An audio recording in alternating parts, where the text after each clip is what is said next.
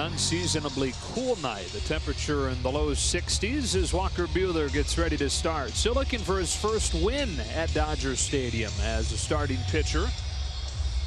And ready to face the team that he made his big league debut against last September. Here's their lineup. Charlie Blackmon set to lead it off, and then David Dahl, followed by Nolan Arenado, having another huge season. Gerardo Parra bats clean up. Trevor Story is the shortstop with Ian Desmond at first. Tony Walters catching. Pat Valaika went to UCLA as at second base, and Marquez bats ninth. So Walker trying to bounce back from what was his worst start. Miami on Wednesday gave up 5 runs on 7 hits and a couple of walks over 5 innings.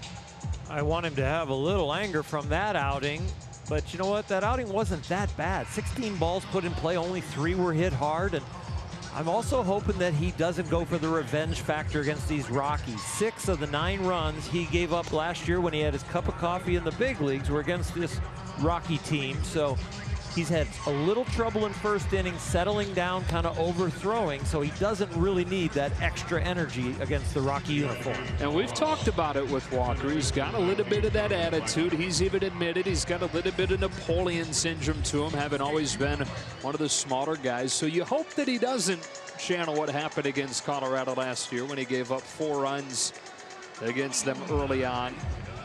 If he doesn't channel that negatively, seeing them for the first time since.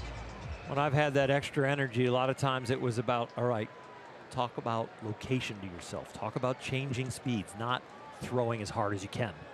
Not saying, look what I can do now, Colorado. You might have seen me last year, but look at me now. So let's see how the 23-year-old from Lexington, Kentucky handles it tonight. Charlie Blackmon stands in, and off we go with a fastball up and away. Blackmon, the first strikeout victim of Walker Buehler's big league career.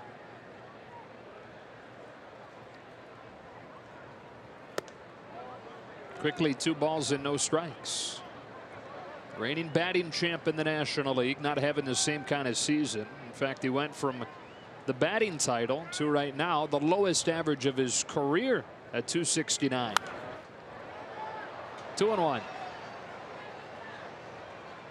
Very surprising for me to him to have an off year so far, and you would expect him to respond to those difficulties because he is so good in the past for such a long time. This is one of the most professional and toughest outs around last year.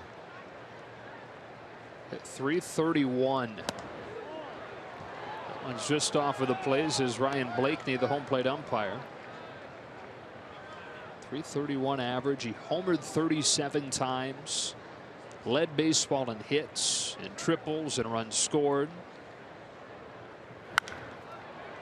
A full count. And then one of the big stories with the Rockies was his looming free agency, but they took care of that and wrapped him up with a long-term contract this spring. 6 years, $108 million, and he's wrapped up through his age 37 season. So he'll be a Rocky for a long time.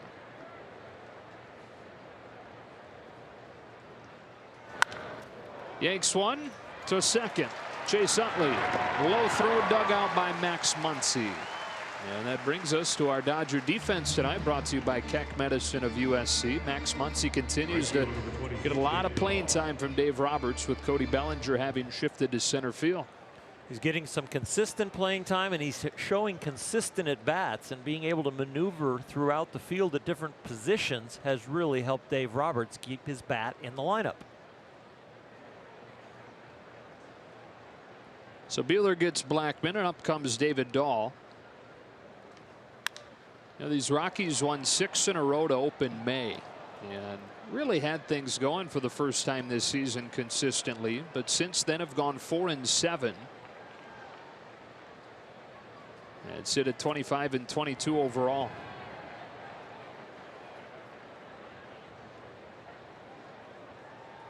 Oh, 1. Tails back in there, strike 2. Those 2 pitches here are the best 2 pitches he's thrown, other than that 3-2 fastball to get the hard out, but he looks like he's starting to get the range.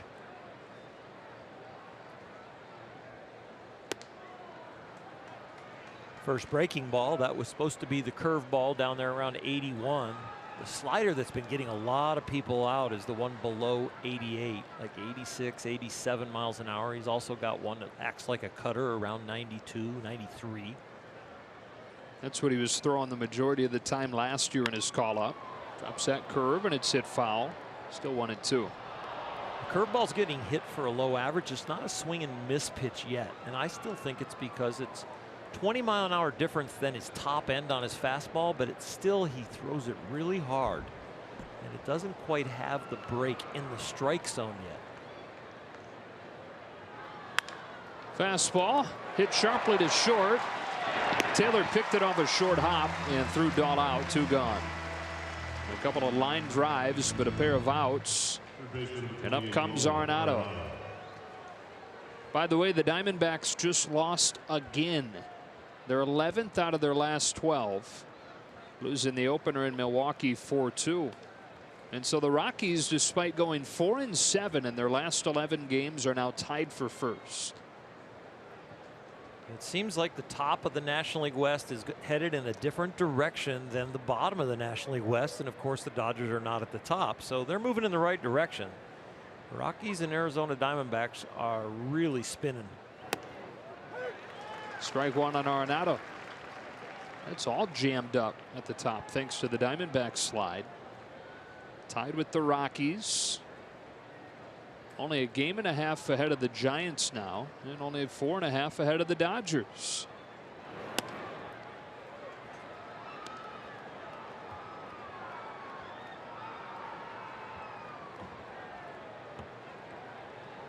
This has to be the guy in the lineup that you say is not going to beat me the way the Rockies are functioning now. And that's being reflected. Nolan Arenado is getting a lot of walks. He's not driving in as many runners because he's not getting the pitches. Plus, there's nobody getting on in front of him. And so not quite the power numbers that he's had in the past, but a career high walk rate. Bounces one to the left side, picked up by Chris Taylor. 1-2-3 go the Rockies in the first inning. The Dodgers come to bat against German Marquez when you come back.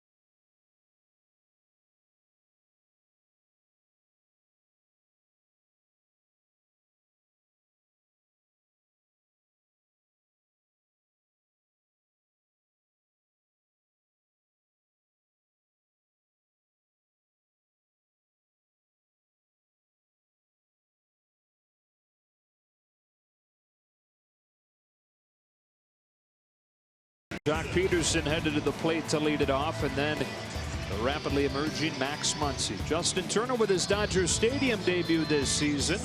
Grandal Bellinger in camp. Chris Taylor slides down to 7. His double play partner Chase Utley bats 8. Against German Marquez, who's still just 23 years old, out of Venezuela. Was top 5 in Rookie of the Year voting last year, but off to a bumpy start here in his second full season. He's been very erratic. The one pitch that has been good has been his slider. Misses with a fastball, and that has been a big part of the story. Throws hard, but having a hard time locating it.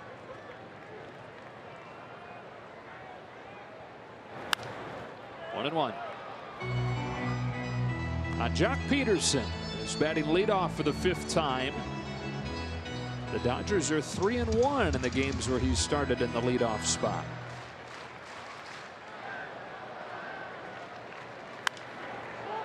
A pop fly down the left field line. Arenado wandering over there and making the catch. So Peterson the first out, and it brings up Max Muncy, which brings us to our Land Rover Performance Spotlight. How about his last 10 games? The average speaks for itself. OPS, if you're new to that category, that is on base plus slugging. The major league average for OPS is 724. His is 1228 over the last 10 games, which would, over the course of a full season, by far be the best in baseball. He has a great baseball mind. Talking baseball with him is a lot of fun. He goes to the next level very quickly. And he really understands the game and understands his abilities and how to apply it to if he's playing alternate positions or what he's doing in the batter's box. Marquez really working quickly, falling behind 2-1. I was talking to him today about, did Oakland make a mistake? And he said, no, you know, I wasn't as confident then as I am now. Really understanding that he's good enough to play at the big league level. He said, though, you know, in Oakland, they'd call me up and I'd sit a lot. And then they'd finally start me maybe a week or 10 days later, and I just wouldn't be in time. So I didn't show well. Fly ball the other way that sends Ricardo Parra back for out number 2. Muncy retired, and we look at the defense for the Rockies, brought to you by Keck Medicine of USC. We've just talked about Nolan Arenado's season at the plate. Defensively, he's as good as it gets. He's won Gold Gloves in all 5 of his major league seasons. Only infielder ever to do that. Only other player that's done it, Ichiro. We have a 3-game series, and I think he's going to make at least 3 plays that no other third baseman will make throughout the year. Justin Turner taking ball 1. I mean, Justin Turner is a Gold Glover in my mind if Arenado wasn't in the league. He does some very special things down there. 2-0. Turner got a good hand from this crowd who's seen him play at Dodger Stadium for the first time this year. Season debut in Miami, and he's looked mid-season form as far as the rhythm to that swing.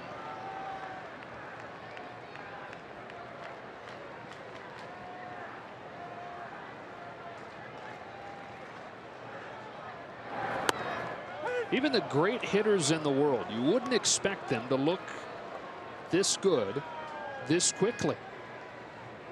He is really on time and very relaxed in the box. We've only seen one check swing that we really thought maybe he got fooled. Started a little early, so he's tracking the ball wonderfully. We were a little afraid, you know, a guy breaks a wrist and comes back, that maybe they could hit for average, but the power won't be there. But he's driving the baseball. Smacks one to second. Pat Vallejo off of bounds, and German Marquez matches Walker Buehler's 1-2-3 first. Ah, yes. Dollar Dodger Dogs tonight. Pace yourself, my friend.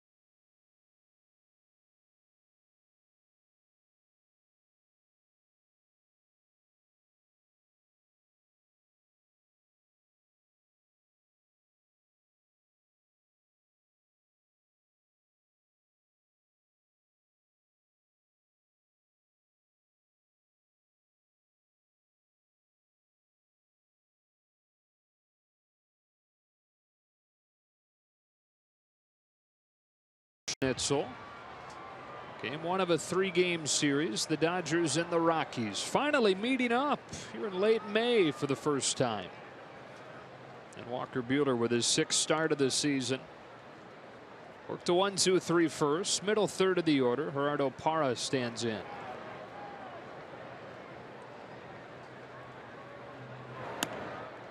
Nothing in 1. Parra is part of what has turned into an outfield rotation. Carlos Gonzalez is kind of finding his way on the way out of that rotation. He's been so bad. He re-signed Cargo to a deal this offseason, but he's really struggled. And for a lot of these guys, they've been guys who in their career have thrived when given an everyday opportunity. But it's almost like 4 of them are suffering now because none of the 4 are getting those everyday chances.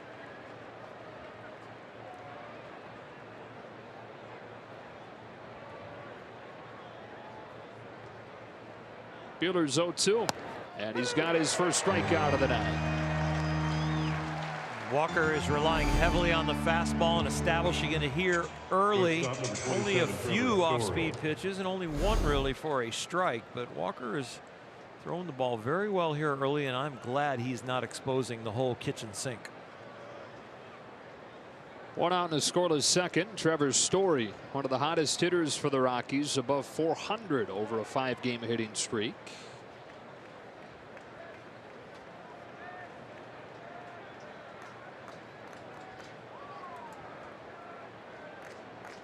When you think Rockies baseball, what do you think?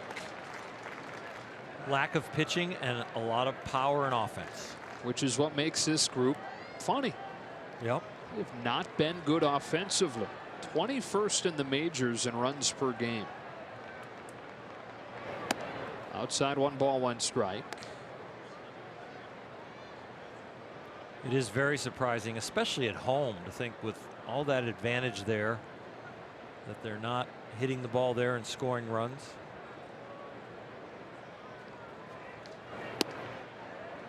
And then the other side of that is the bright spot has been the back end of the bullpen with Wade Davis and Adam Ottavino and a few young starters. That's something you typically don't associate with the Rockies. A 2-1 from Buehler. 2 balls, 2 strikes on Story. Even with the slide, though, 4-7 in their last 11 games. They've picked up 3.5 to reach first place for the first time, tied with the Diamondbacks.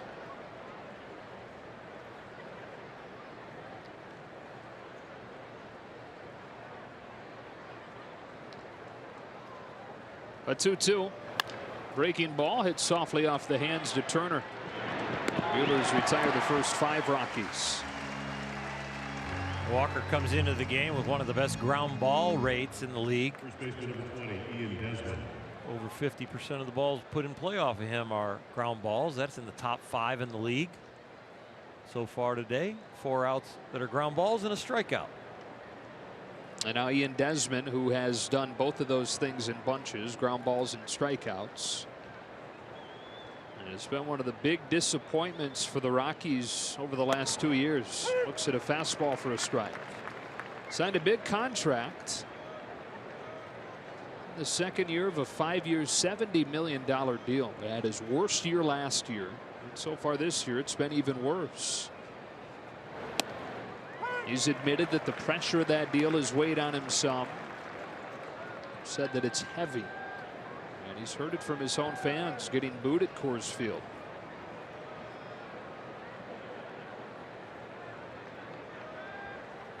Oh, 2. It's really interesting how certain people react to certain things. If you talk about the weight of a contract, you have it when you receive it, and you have it the year going into it when you would feel a lot of pressure, like I need to produce so I can get a good contract. That stimulus, either way, reacts differently with different people. Some people, the contract relaxes them and they go off, and others are like they can't get a hit or they can't do what they normally do when they're in that contract year and they're going to be a free agent. Are we seeing that with Bryce Harper as all of a sudden he got off to a hot start, knowing where that could extrapolate to? Suddenly trying too much. Slowing down a little bit as far as the production. And if the league doesn't come to a hitter in his contract year when he starts off hot, it's going to be real hard if you start stretching the strike zone to start producing runs. That's what Harper's done. Desmond's worked it full. The end of the year, when I was playing, of course, I would look at any guys had incentives they were getting close to. And I knew if they were getting close to their RBI incentive or their home run incentive or, certain things, I could pitch them differently with a man on third and less than 2 outs, or a situation where you think they'd be going for the home run. Gets in on Desmond. Ground ball to third. Turner with a running throw and a pick from Muncy to finish the Rockies off in order in the second.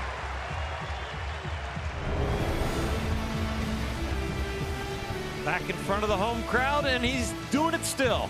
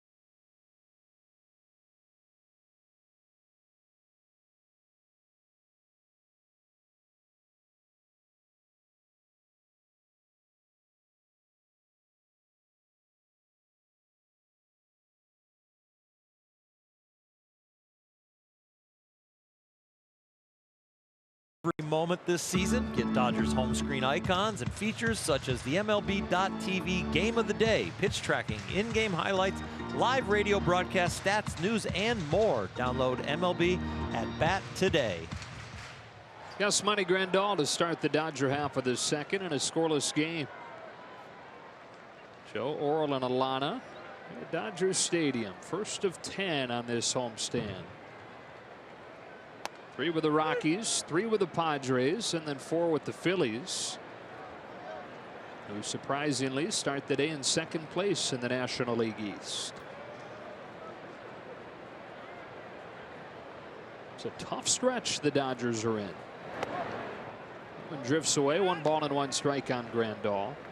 Baseball being the funny game that it is, they lose 4 in a row to the lowly Reds. They lose back-to-back games to the lowly Marlins. And then sweep the Washington Nationals, who had been the hottest team in the league. The Nats were 13-2 when we went to visit them, and Dodgers turned that around. Grandal strokes one the other way. Parra's back on it, twisting, leaping, catching. Route efficiency not 100 there. And Parra able to make the catch, 1 out. A few different lengths of steps here. We got some short choppy ones. We got some real long ones at the end. That would be a little different than what you normally do. Normally it's the nice long strides at the beginning and then settling under with some shorter choppy ones. But I can see what you mean, Joe, about route efficiency. Route efficiency of 100 would be a perfectly straight line from where you started to where the ball went. Not quite, but it's an out. Yeah, ball 1 on Cody Bellinger. Center field again tonight. 5th time that he's started there. Says he's getting more comfortable each game he plays out there. Jack Peterson has slid over to left.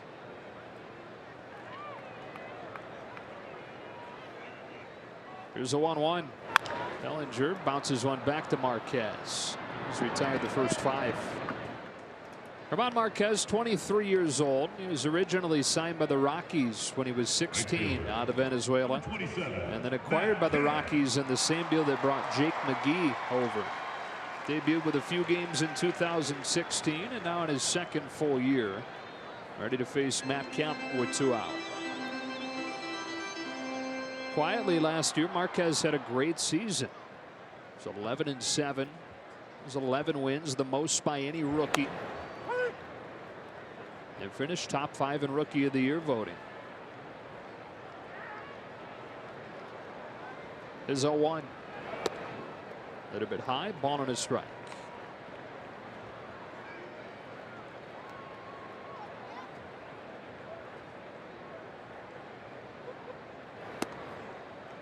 Two and one on count.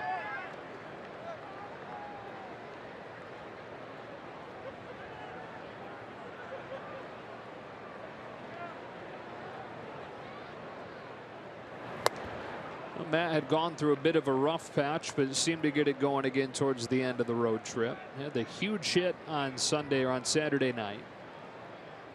Another couple hits yesterday. And that 7-2 Dodger win. On a 2-2, jumps out of the way of ball 3.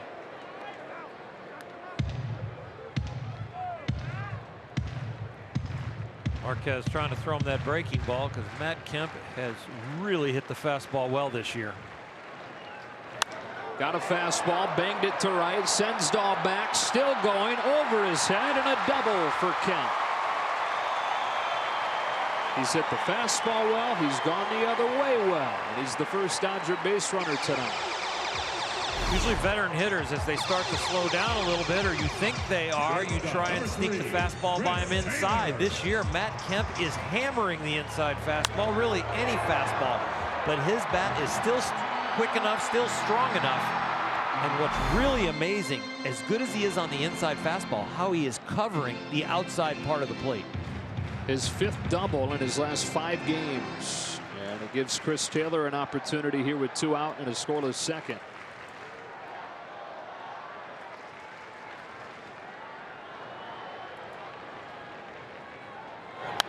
Goes after the first pitch and sprays it foul.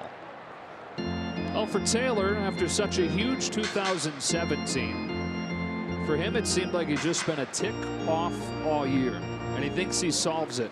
And he finds something mechanically. And then he takes it into the game, and no, that's not quite right. And so he goes back into the film room, finds something else. Feels right in BP maybe, but not right that night. And he's just felt like he's been one step away much of the way. So yeah, you can sit there and say I'm close, but he's felt close for much of the year. I'm just hoping that it can all come together at once and he can take off.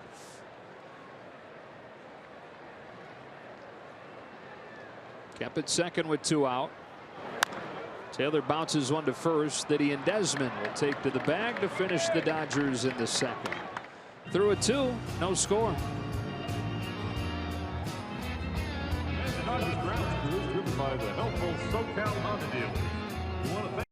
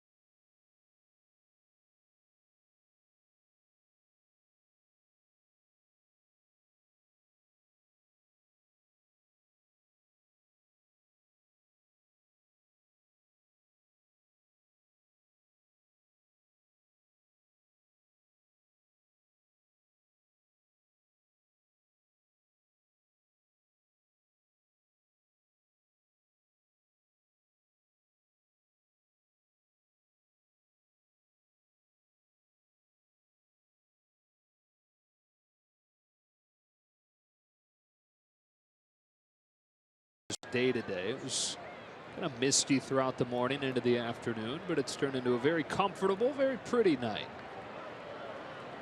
Buehler's retired the first 6 that he's faced. Walters, Valleca, Marquez coming up here in the 3rd. And he opens the inning with a pitch low. It was a very rainy road trip. Lucky we had a roof in Miami. In Washington, all the threats. We had one canceled, played the doubleheader. But this is the best weather.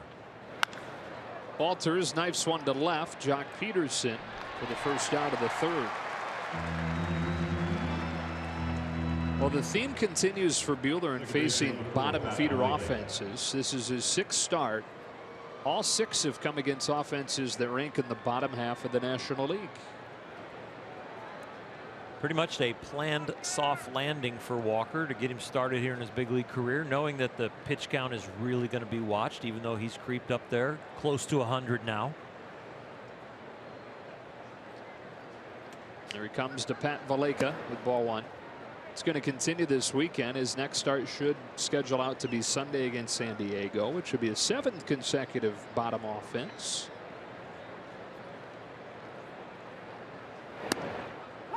Strike in the corner, 1-1. It'll end after that, though. I think the next start will come against Atlanta.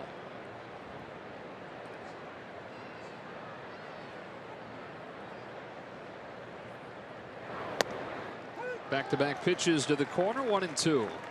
The planned soft landing for Walker starting out his big league starting career up here is looking more precise because there's so many bad offenses that we've been playing. Yeah.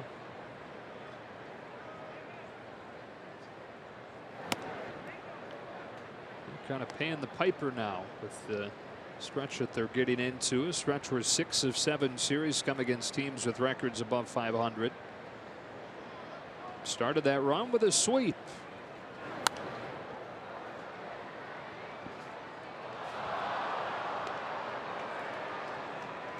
Now trying to win 5 in a row for the first time.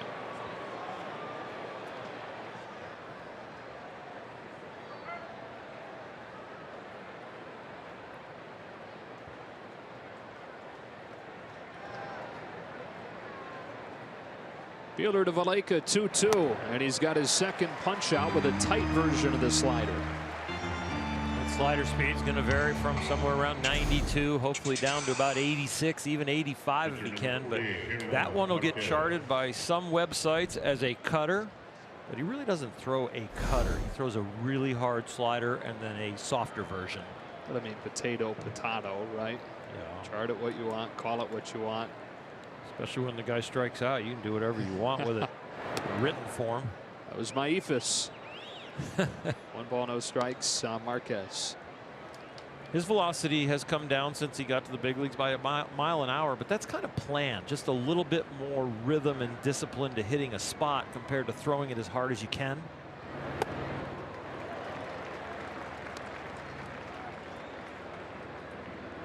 And as he gets more comfortable.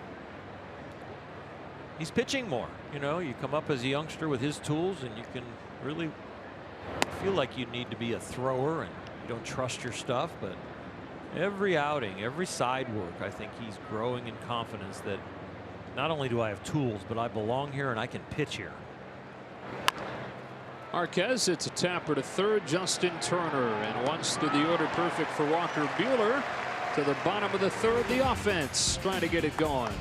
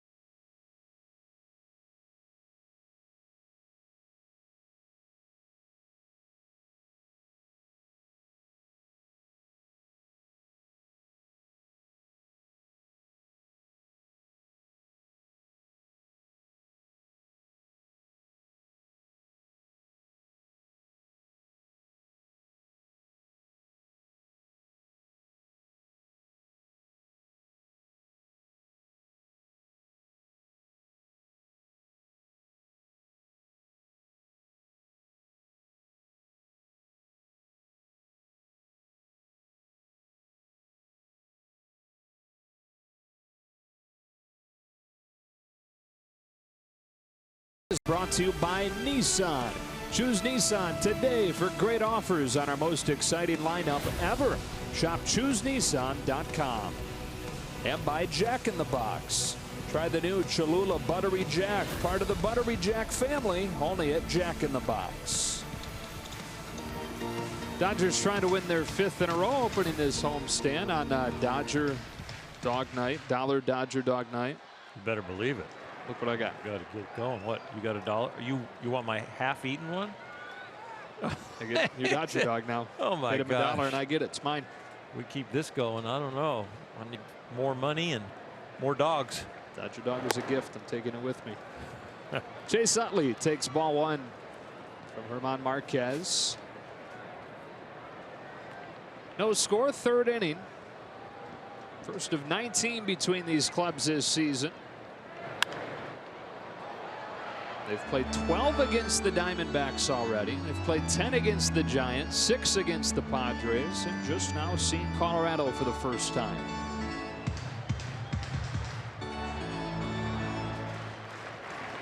Buddy Black, their 2nd-year manager.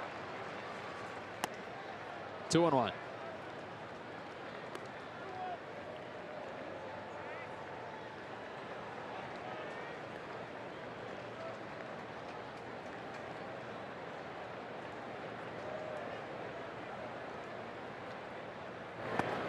Well, for Utley, playing time could be a little bit hard to come by in this upcoming run. Tomorrow, a right-hander who has reverse splits, so probably Logan Forsythe.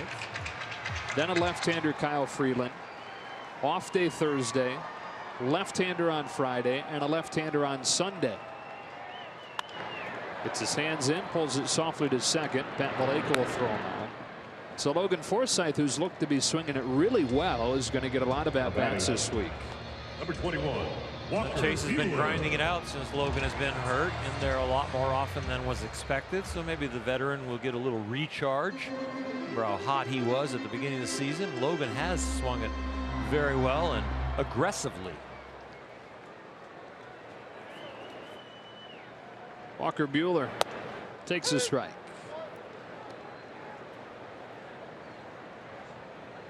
Boy, he's looked really good through 3 innings on the mound, hasn't he?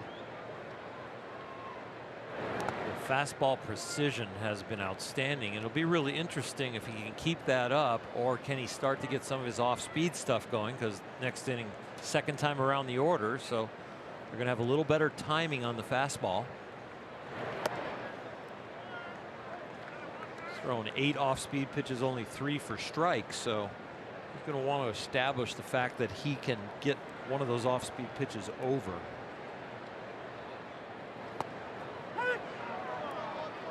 And you know what? I need to update my stats on that. I just glanced at my screen that I keep it up with, and he's thrown 9 and gotten 4 because that was that really hard cutter I missed.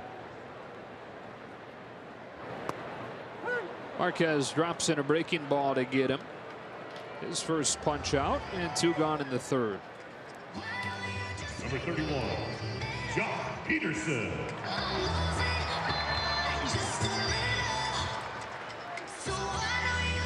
Peterson popped out his first time.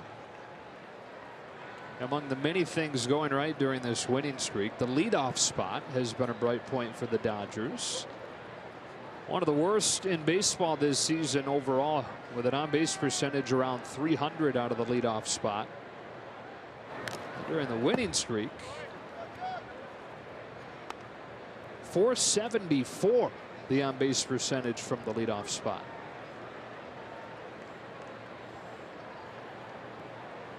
Well, during the winning streak, they haven't played perfect baseball, but they're starting to pick each other up. So one part of the team is starting to excel while the other part of the team maybe fails a little bit. So, you know, the bullpen picked up the team when Rich Hill all of a sudden can only throw 2 pitches. And all of a sudden they're out there doing the job. The offense has picked up the team at times. The bullpen at the end of the game has started to really function a little bit better. So where there's been a little hiccup, there's been another department all of a sudden follow through and cover for it. 2-2. A little more complimentary baseball. And I think it changes the mindset. You think about last year, harken back to, we know they're going to come back. We know this is going to happen. To this year, at the beginning is, when is it going to happen? Can we do this? And right about now, it's starting to turn mentally for him. Another pop fly towards third for Peterson. Arenado's going to have room. Second time he's put Peterson away with a foul out.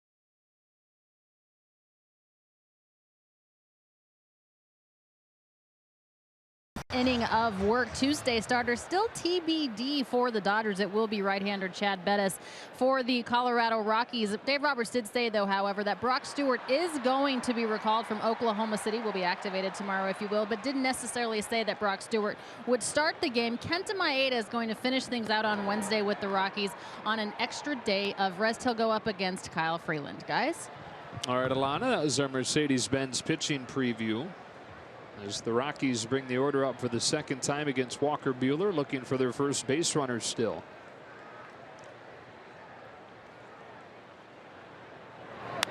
Blackman grounded out his first time. Falls behind 0-2. That is one great beard, and he kind of has his own hair to go with it now. Would you classify that as a mullet? I think I might have to see the top. Right, that's true.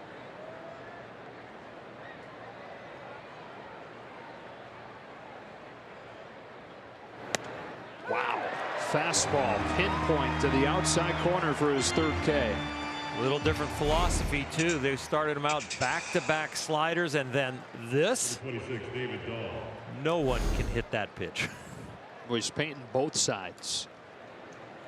He is lined up. You got both corners. You are really in control of your mind and your body. And when you plant, it's about the same spot every time. You can dot it. Dribbler to short. Chris Taylor, 2 up and 2 down.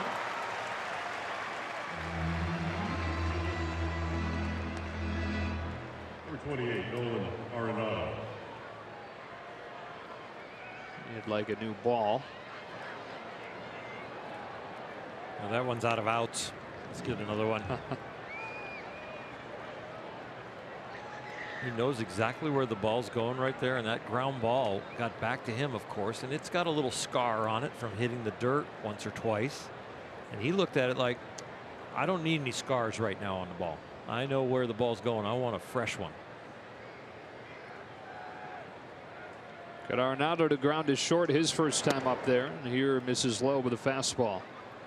That's 95 and moving like a changeup. That reminds me of Kevin Brown's fastball. Just unbelievable movement. And from this arm angle, Kevin was a little more side. Backed up on him, but got a miss. He's high 3/4, Joe, and Kevin Brown a little bit more twisty arm action and a lower arm angle to put that spin on.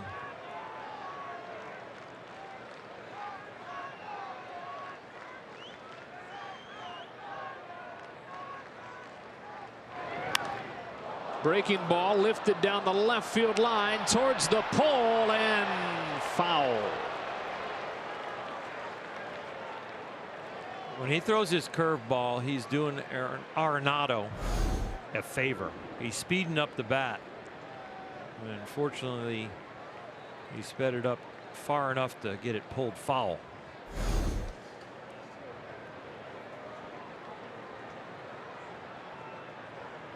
Ahead of him 1-2 now. Buehler back downhill. He struck him out with a fastball bearing in at 96. 8-pitch inning for Walker Buehler. T-Mobile presents Hats Off for Heroes, because no matter where you serve or when you serve, T-Mobile stands ready to serve all military families. During Game 4, 1978 World Series.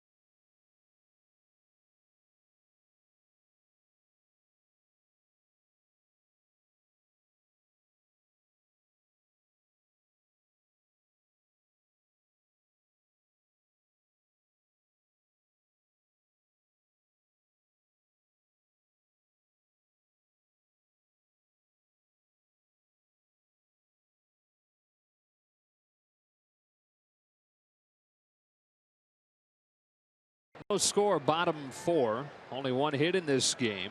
Double from Matt Kemp. Max Muncy unloads way back to right field. He's gone deep on the first pitch of the 4th.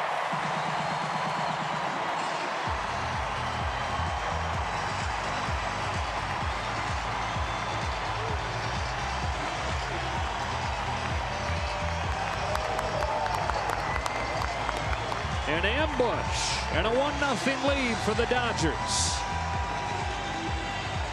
Last year, the Dodgers got help from places they didn't expect it. As we take a look at this, Carl's cam and swing by Max Muncy. Is this year a year when it's Max Muncy's year to contribute, and it was unexpected? Justin Turner now fouls it off, and it's 0-1. You know, we talked about how it was Tolles in 16, Taylor in 17. Starting to feel like Max Muncy's year to be the guy to step out of the shadows and into the spotlight. Turner couldn't lay off that breaking pitch. 0-2. Chris Taylor in a way was given up by Seattle. Justin Turner in a way was given up by the Mets. Max Muncy, was he given up by Oakland? Andrew Tolles given up by Tampa Bay. Had even kind of given up on himself at one point. He came the farthest, from bagging groceries to the big leagues. Chopper, third, Arenado. The Dodgers tonight facing another guy who, you know, on paper they should have no problem with, right? He comes in with an ERA above 5, but in a very weird deal, They're 2-11 this season against starting pitchers that enter the game with an ERA above 5. And when they face guys like Scherzer and Strasburg and Sean Manaea, who's thrown in no-hitter, Greinke, Corbin, Roark you saw on Saturday, 10-2.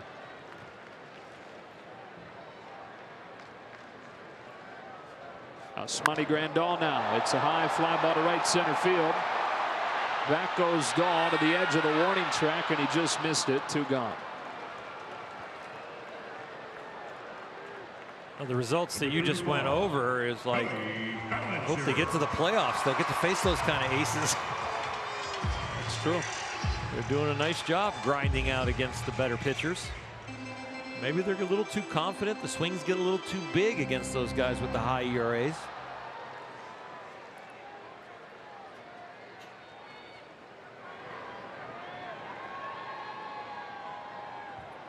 Cody Bellinger.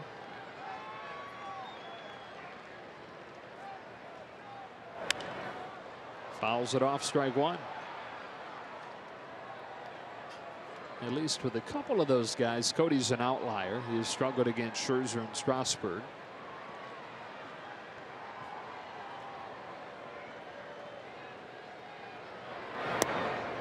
One and one.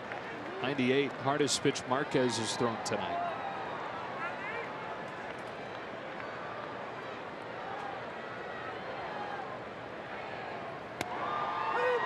Strike 2. Couple of young hard throwers tonight. Buehler having better command so far, but Marquez right there on the radar gun. Ground ball right side. The shortstop Story shifted over, fields it and throws Bellinger out. But Max Muncy on the first pitch of the inning breaks the scoreless tie. To the 5th we go. 1-0 Dodgers.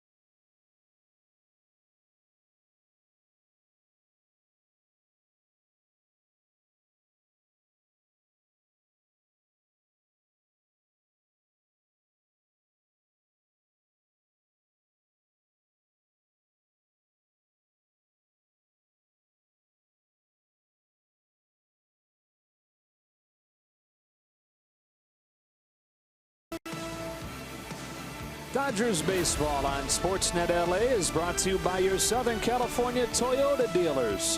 Toyota's Thrill to Drive sales event is going on now. Check out amazing deals on a stylish new Corolla. Max Muncy's leadoff home run in the 4th has the Dodgers in front. And Walker Buehler back to the mound to face Gerardo Parra. Trevor Story and Desmond here in the 5th. Parra takes strike 1 as Buehler continues to live on the corner. He's mixing his pitches a little bit more. The off-speed stuff, he threw 5 last inning. First 3 innings, he only threw 9 combined. Rockies still looking for their first base runner against the 23-year-old rookie.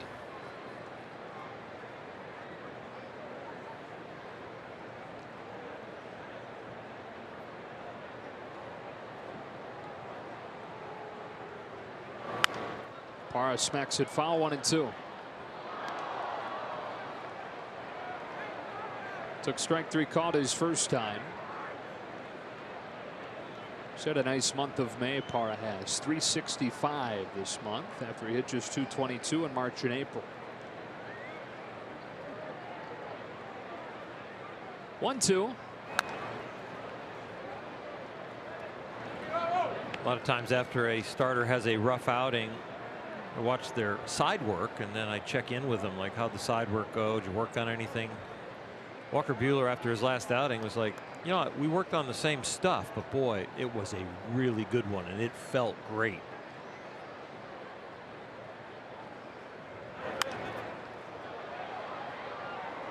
Whatever he was doing in his side work, it looks like he's got the same rhythm, because the accuracy is the best we've seen in any outing he's had in the big leagues last year or this year.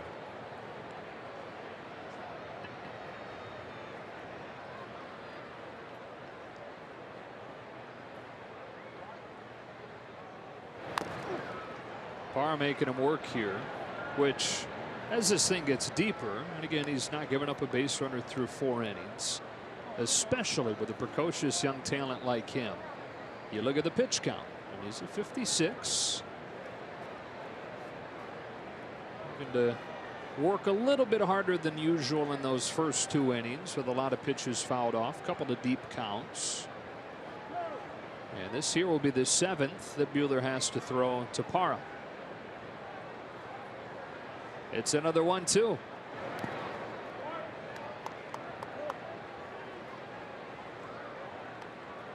The 8th pitch to Parra will be the same amount that he got 3 outs with last inning and 2 strikeouts. So Parra is giving him a battle.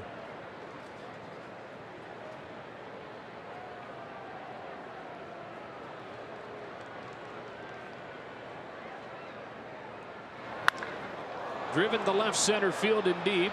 Bellinger drifting back. That ball's gone.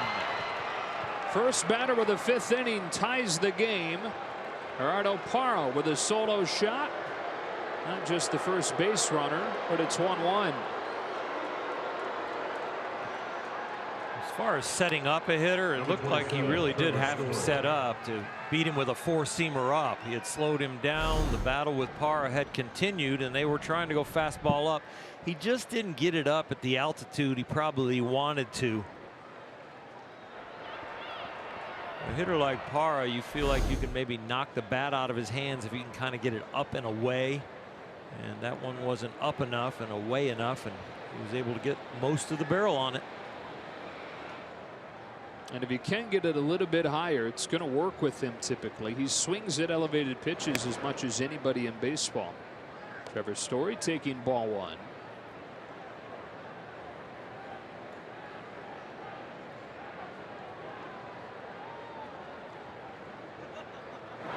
And I know it was only 4 perfect innings, but it's kind of a bummer because, my goodness, did he look special. And not that he doesn't now, but looked like it had a chance to be one of those nights. I think we're going to have a lot of those nights, just like we have had and will have with Clayton Kershaw.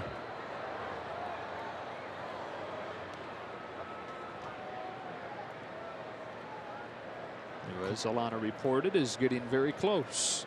Sure is. Maybe a side work, maybe a sim game, and maybe in there. No timetable set, but in the past, when Clayton has been down and coming back, it doesn't take long once he gets to the mound. Fastball by Story, 2-2. That one had the right altitude. That was up above the belt and on that side of the plate where he would have liked it to Parra.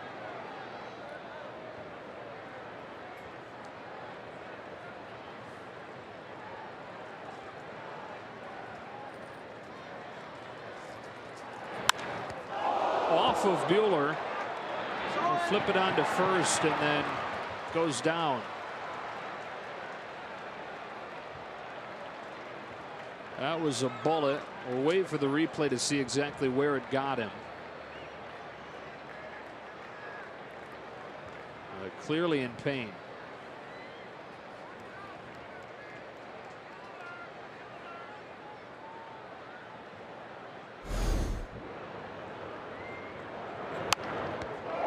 Got him right under the arm, kind of the rib cage, and I'll be very surprised, and I'm not speculating, but I'll be very surprised if he continues.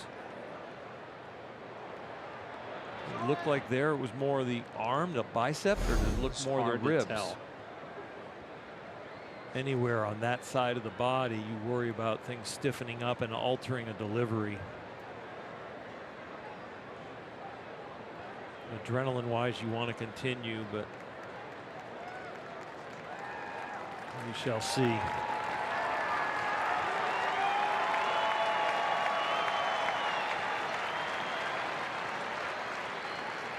.108 miles per hour off of the bat. It's hard to tell right there, but he has not rubbed his arm at all. Seemed like to me it got under the arm.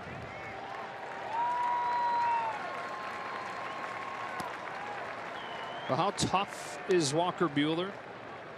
Started feeling pain in his forearm while he was at Vanderbilt, February of his junior season, and knew that there was a risk that if he went out and pitched, could be really bad for his long term, could be really bad for his draft prospects. Knew that he probably was going to need Tommy John, but pitched through that junior season because he wanted to help Vanderbilt repeat. Get back to the College World Series because he wanted to help his team, regardless of what it was going to do to his draft stock. He's going to stay in the game here with one out in the 5th. He is very tough. There's not a lot of guys that would take that and then continue on. And he will be watched very, very closely. Ian Desmond pulls a breaking ball, a diving stop. Chris Taylor. Oh, what a play! Chris Taylor, take a bow.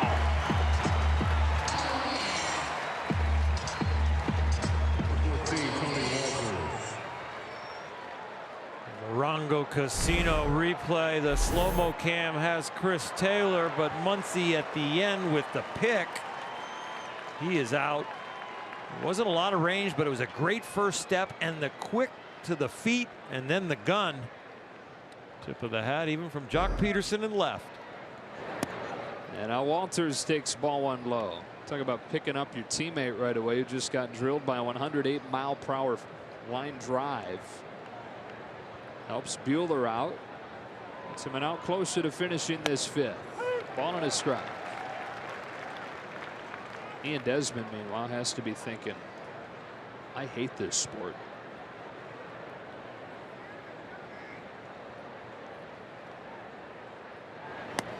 Oh, 1-2. Osmani just got hit by the backswing. We're hitting our battery at both ends. Batted balls and bats.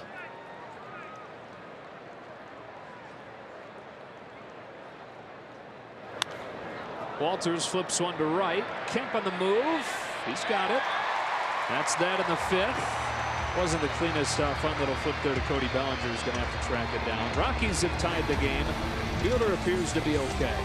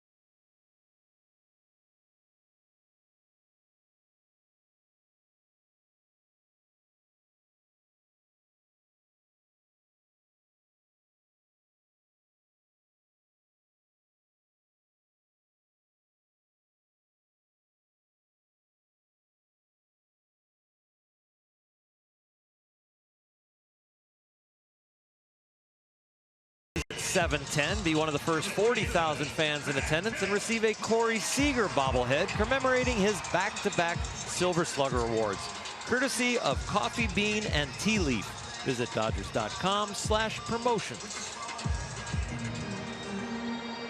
Tied at 1 on a pair of solo home runs. Marquez gave one up to Max Muncy on the first pitch of the 4th inning. And then Gerardo Parra led off the 5th with a home run against Walker Buehler. Strike 1 on Matt Kemp. As the only other hit in this game, which was a double in the 2nd. Kemp top 5 in the National League with that .326 average. Said he got a good lift in today. He's feeling strong. Feeling good about his chances at driving the ball, and he certainly did his first time over the head of the right fielder Dahl.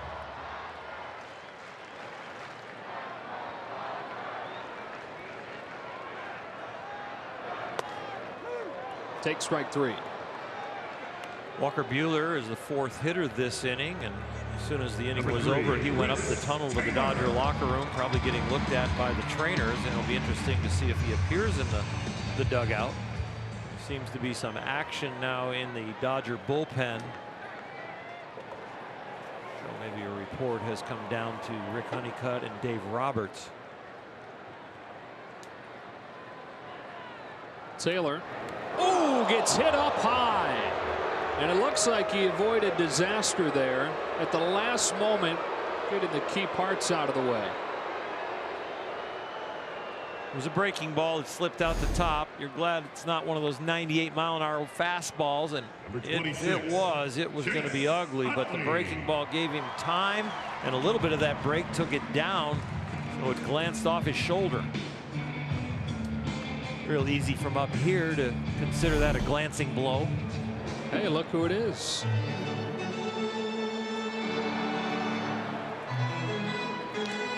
Notice how Walker kind of put his head down as he went by Dave Roberts, not wanting to be chatted with.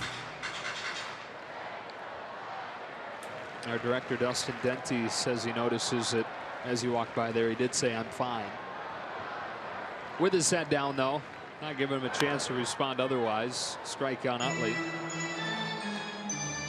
Walker Buehler's got a little bulldog in him, doesn't he? Besides looking identical to a young Oral Hershiser.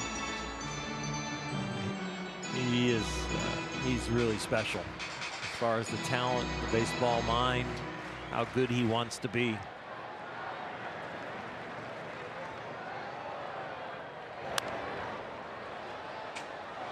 And if you think we look alike, then I think he's handsome.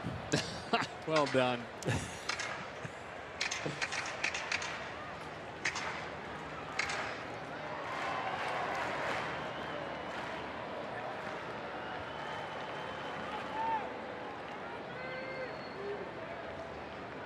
Utley grounded out his first time.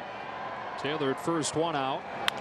Smacks a bouncer against the shift. Nice sliding play Story, but he throws it away. And Taylor's headed for 3rd. Utley will wind up at 2nd, and the Dodgers in business. See if this at all changes Dave Roberts' thought process on Walker Buehler.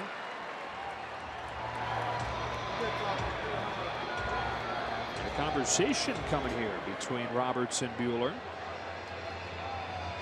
Interesting. It's a decision of how far can you go compared to or we go for the offense. Wow, talked him into staying in. And he's fine. Number 21, Walker Buehler. Dave is weighing the equation between how far is he going to go compared to me possibly giving up this scoring opportunity. And so is it 1 or 2 more innings that Walker can go and pitch effectively? Walker must have convinced him that he's okay for more than an inning. 2nd and 3rd, 1 out. Infield comes in for the Rockies. Buehler can swing it. Does, spraying one foul to the first base dugout. And you can hear the Dodger Stadium crowd, really with each Walker Buehler start, fall more and more in love with this young pitcher. The fact that he stayed in after taking that 108-mile-an-hour line drive, he just won a lot of hearts. He had to convince Dave Roberts, too, that he'd be okay swinging the bat. Some respect from Marquez, but he misses 1-1. As far as that conversation goes, where you said Dave Roberts is wondering, all right, how much more do you have? He's thrown 68 pitches. So if he's efficient, you'd think a couple more. Knees buckled on strike 2. Slider right there from Marquez. The slider is the only pitch in his arsenal that hasn't been hit for an extra base hit. So it's probably his most confident pitch.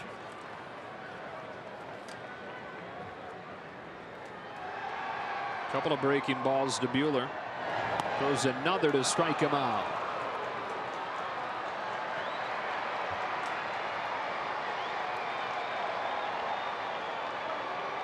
Left fielder, Jock Peterson.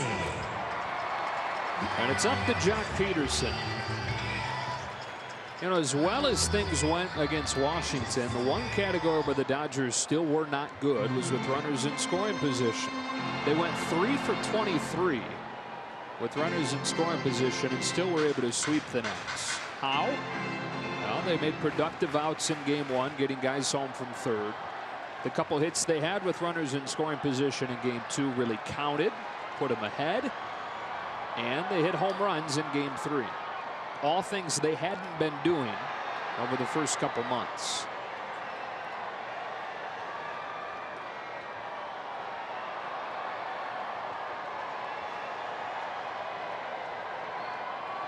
On the first one, Peterson swings, lines one the other way. Back goes Parr to the warning track to catch it and end the inning. Dodgers strand him at second and third, and after 5, tied at 1. All right, Dodgers fans, it is time to play Game That 2, presented by State Farm. Together, we can turn care.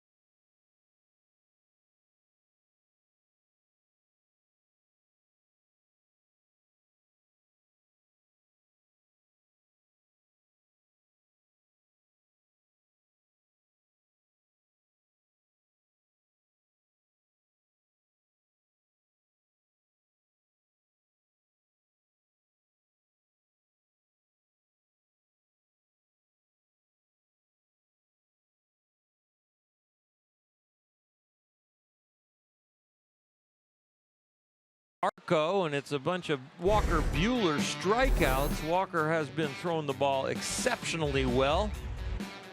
The fastball has been outstanding with the location. 3 of his 4 strikeouts with that, and then 1 with the slider. A little blemish with the home run. He has been outstanding. He gets a shattered bat on the first pitch of the 6th inning of Pat Valaika. Pops out. And on 69 pitches, he's through 5 1/3.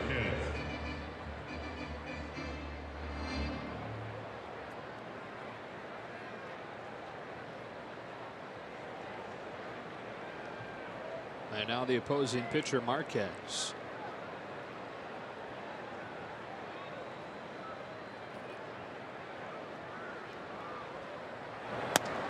Part of what makes Walker Buehler special is his desire to keep learning. They'll always be gathering information. He's always been that way. Never just accepted thoughts or information. He's always wanted more. It's a bouncing ball that Chris Taylor ranges to grab in short center. Marquez legs it out, and the throw gets by Muncy.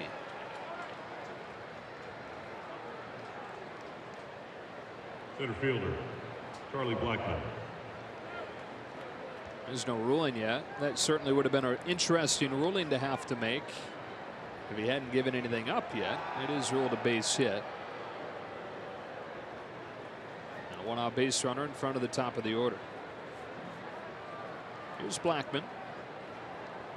And I know you felt that up close, that Walker is always trying to get new info. Yeah, we spent some time together in spring training the last couple of years at Sideworks and listening to him discuss stuff with Rick Honeycutt and really anybody around. And you know, one of the questions from him right away usually is a question that has to do with balancing what he knows and what he is learning. And you hear why a lot, but it's not an argumentative why as much as it's an inquisitive why. Because he wants to know at a deeper level, or he really wants to know if you know what you're talking about and you're just not, you know, shooting the breeze with him. So he's looking for foundational facts to grow from. Not afraid to challenge, right? Not at all. But it's fun. It's like, you know, conversational gymnastics. Yeah. Blackman taps one in front of the plate. Grandal will go to first. 2 gone. And he's been victim to a little bit of this with his outstanding stuff. He gives up a lot of weak contact when he doesn't give the swing and miss. So some of the runs that he's given up this year, especially with runners in scoring position, really hasn't been the most effective. But if you think back to the hits, they're weakly hit ground balls or bloopers that have kind of found their way into holes. Especially off of that fastball, which he has harnessed some, not throwing it quite as hard, but the lowest well hit percentage of any fastball in baseball. 2 gone for David Dahl with a go ahead run in scoring position. He misses badly with a breaking pitch. 1-0. For Walker to have those easy innings with all of his outstanding stuff, that's why I think that slower slider is going to be important for him to lower his pitch count, and the curveball landing for strikes and balls. And he's also working hard on the changeup. I mean, he is not stopping with mastering a few things. He really wants every one of his pitches to be at an elite level.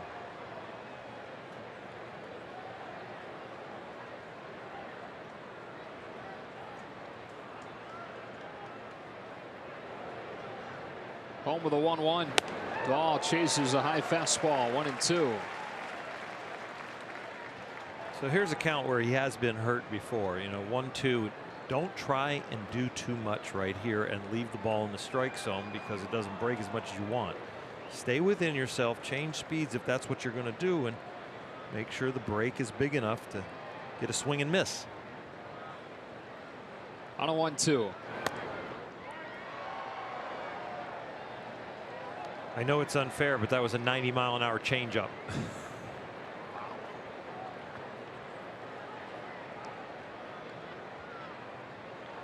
If you go slider, try the slow one down and in and back foot breaking ball. If you go fastball, he's already missed that high fastball, so don't throw it for a strike. Go up the ladder on him.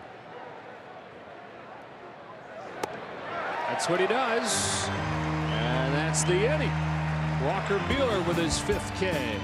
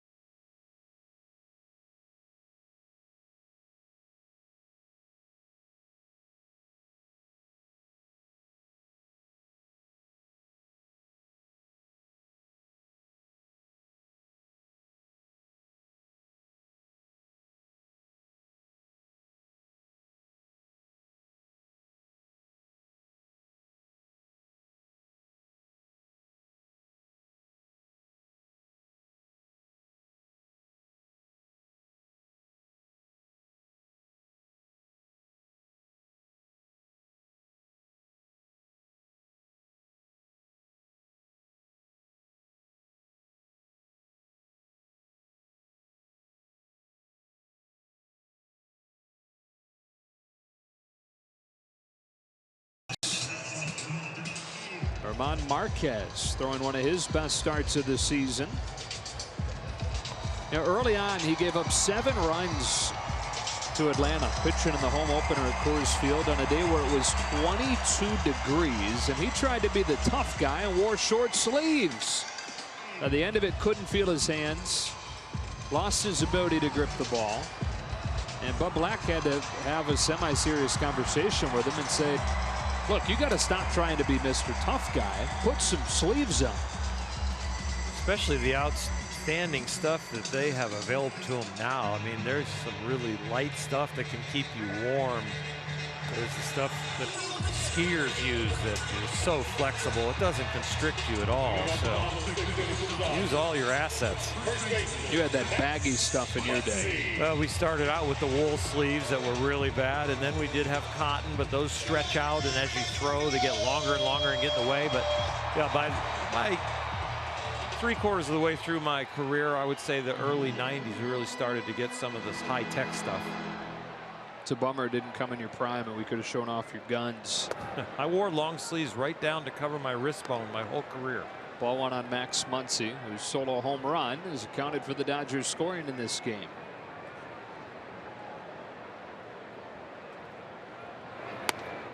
A strike, 1-1.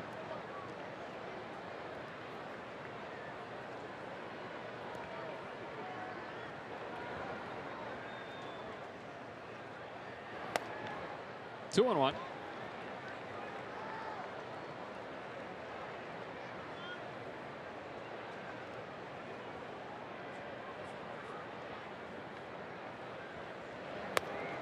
Top of the zone for a strike.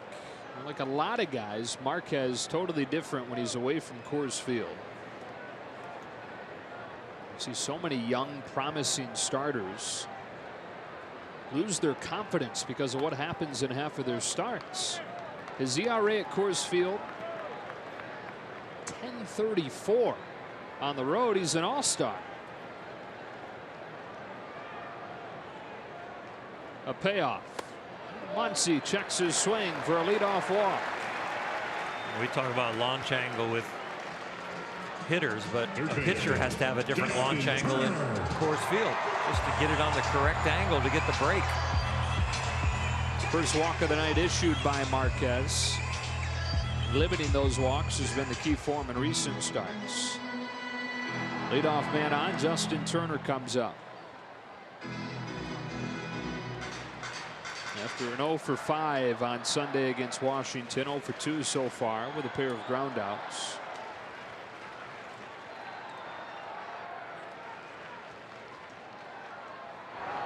Breaking ball is popped into left. Parra. 1 out.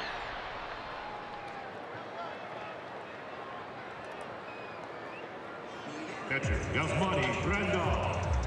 Here's Grandal.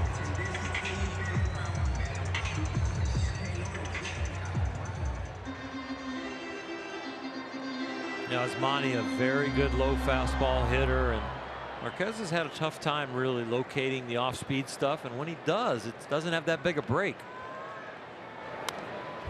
This is a good matchup for Yasmani. I think he's seeing the ball well. He's got his swing in tune. If he doesn't chase the high fastball around the letters, he should be able to barrel him up. Hit a home run yesterday, team leading 8th of this season. Had one to hit there and fouled at 0-2.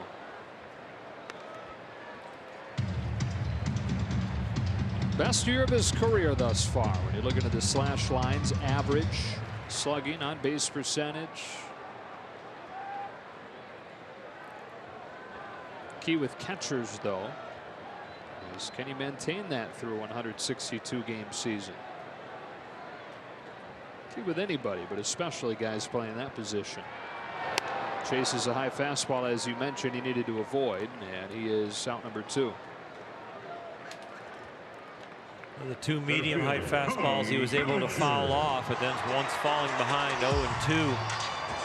Marquez likes that fastball, and he doesn't have to throw it for a strike there.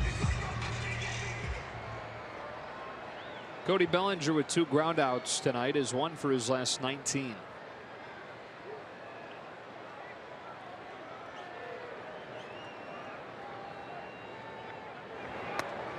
Breaking pitch for a strike.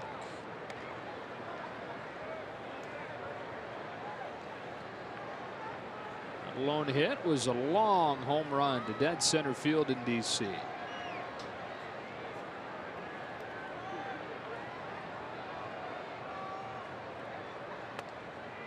Ball on a strike. A lot of momentum at stake in this game. Colorado trying to turn it around. They've lost 2. Dodgers trying to win their 5th in a row. Both teams know that Arizona has lost.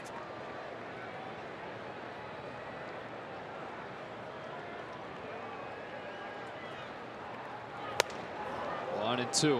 Yeah, if the Rockies win this game, they'll be alone in first place for the first time this year. If the Dodgers win, suddenly they'll be just 4 games back.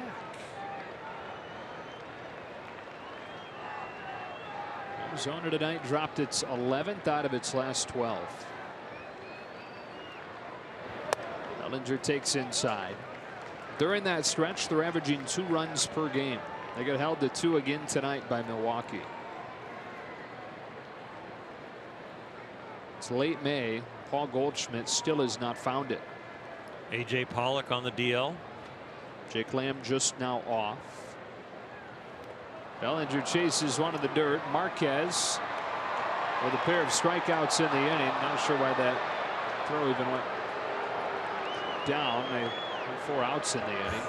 Is he going to get credit for that? Yeah, next inning we only start with 2. Oh. We only get 2. All right, Dodgers fans, it's time to play Strike Zone presented by Manfred.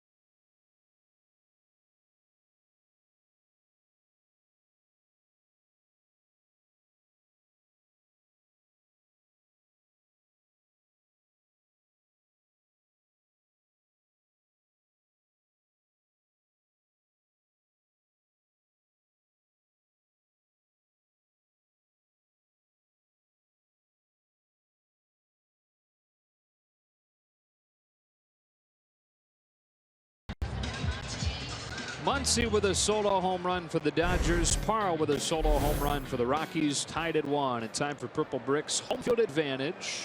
Nolan Arenado's batting average by season, .327, to be a career high for him. Comes in 3rd in the National League in that category. 0 for 2 tonight against Walker Buehler, whose first pitch of the 7th inning this season is a strike. Able to pitch through that line drive at 108 miles per hour that he took. Looked like the rib cage just inside the shoulder. And a ball and a strike on Arenado.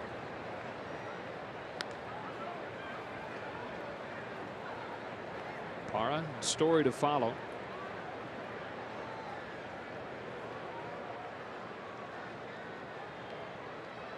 Buehler pitching for Arenado's favorite team growing up in Southern California in Orange County. At the Lake Forest, or from Lake Forest, went to El Toro High School. Won a sectional championship here at Dodger Stadium.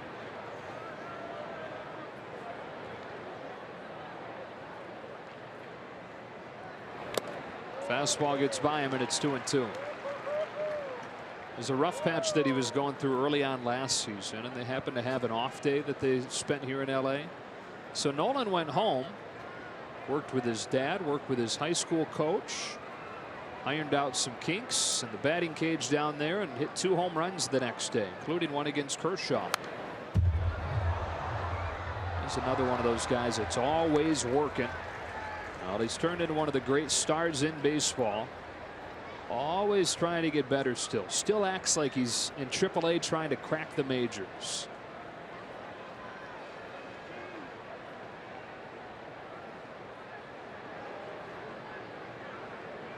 On a 2-2 pitch from Buehler. He strikes out on a fastball at 97, 1 gone. One of the fixes Nolan Arenado has used throughout his career is swinging as hard as he can to try and crush the ball. He found out that his bat was more accurate the harder he swung at it and wanted to hit the ball hard. It's the ground hard now.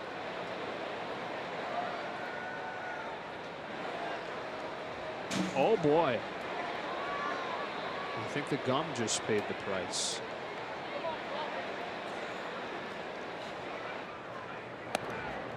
Parra takes a strike. I think he's venting a lot of the frustration for the whole offense. Yeah. He's had to carry the load when he goes back down into the tunnel and keeps it going. Can hear it from up here.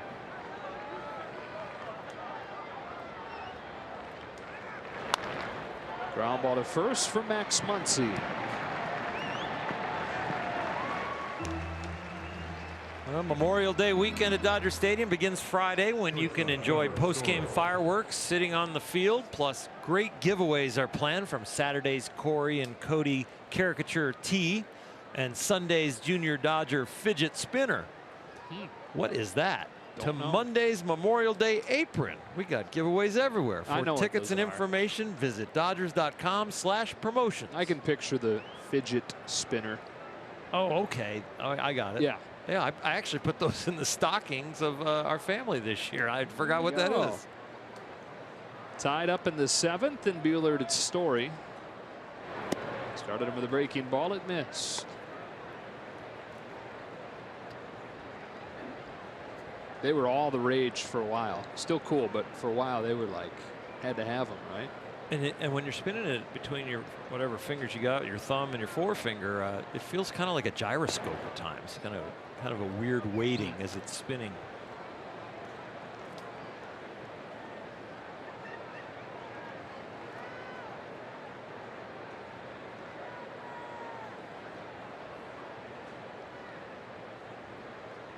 Got to be careful here with a powerful Story. And a little dribbler that stays inside the line. They get away with one, having fallen behind a very powerful and hot hitter. But Walker Buehler is through 7 innings. We stretch in a 1-1 game.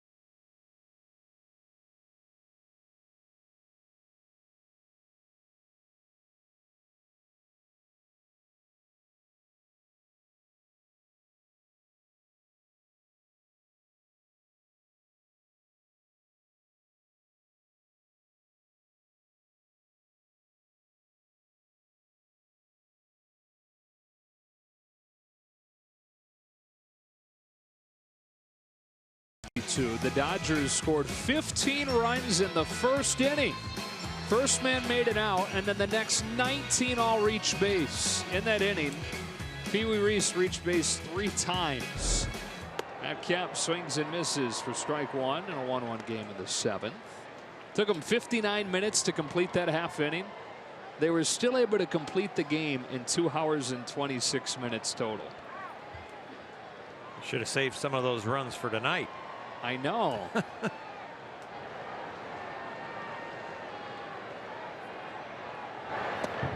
Kemp swings and misses 0-2. That at the time was a record, the 15 runs in 1 inning. It was actually broken 1 year later as Pedro Baez starts to warm.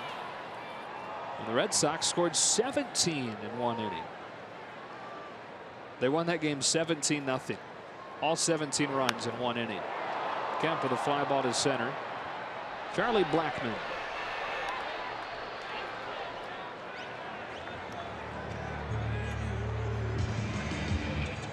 Shortstop, number 3, Chris Taylor.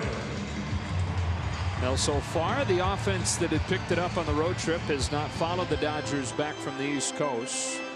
1 run on 2 hits. Coming on Muncy's solo shot to open the 4th. Only other hit was a Matt Kemp double. Had a walk, and they had Chris Taylor aboard when he was hit. Strike 1. Austin Barnes, it appears, will bat for Walker Buehler.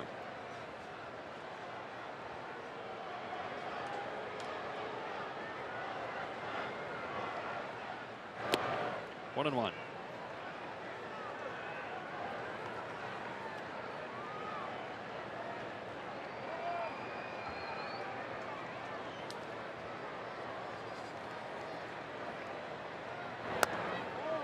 A little bit outside. Taylor's ahead 2-1.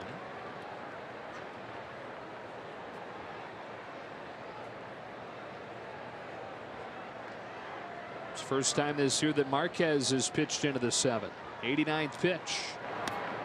Taylor tries to lay off but can't. Alfonso Marquez says he offers. 2-2.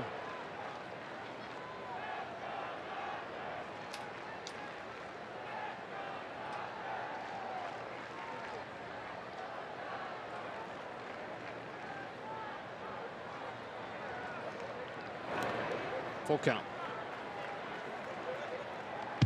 Boy, adding Justin Turner to the order, and now that you feel comfortable batting Max Muncy first or second, doesn't it lengthen the lineup? I mean, you now have Matt Kemp 6, Chris Taylor 7. It's a totally different feel. That's just upstairs and a 1-out walk for Taylor.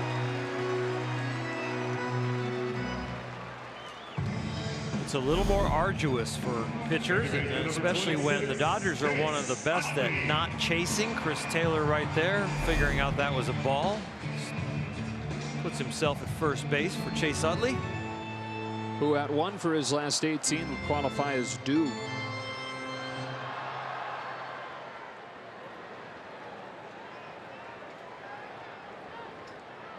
We had the 4-hit game in San Francisco to open the doubleheader in late April. He's hitting about 150 in the month since then.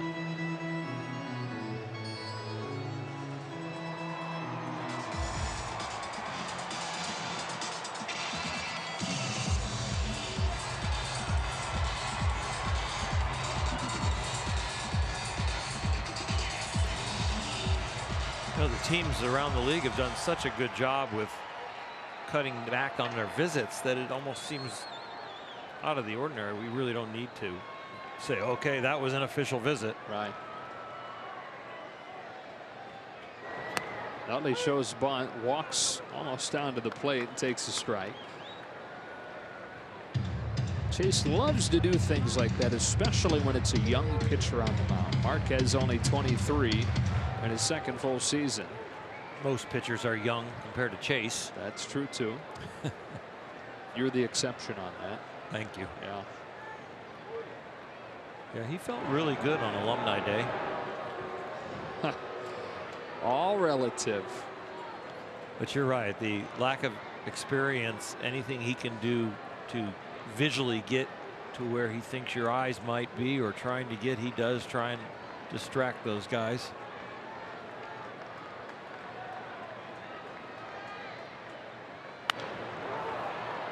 Off the end of the bat into short left. Parra, 2 out.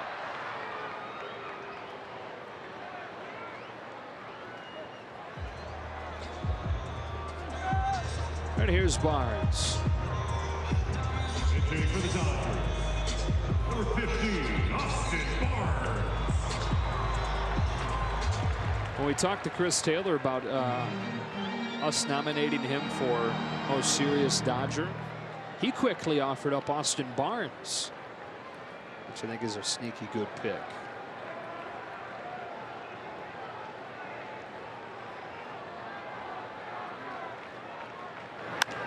Swings at the first pitch that he sees, and a scorcher to second, but right of Valleca. And that's the 7th for the Dodgers. Pedro Baez ready to go after 7 splendid innings from Walker Buehler.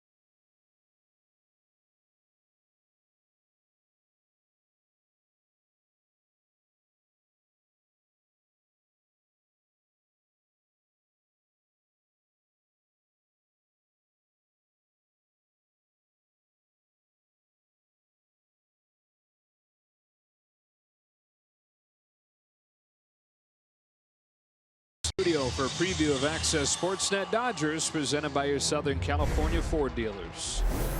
All right, thanks, Joe. It was another really good outing for Walker Buehler, but Germán Marquez has been able to match him. He has. You know, but my son Jackson is watching from AZ. He wants a win.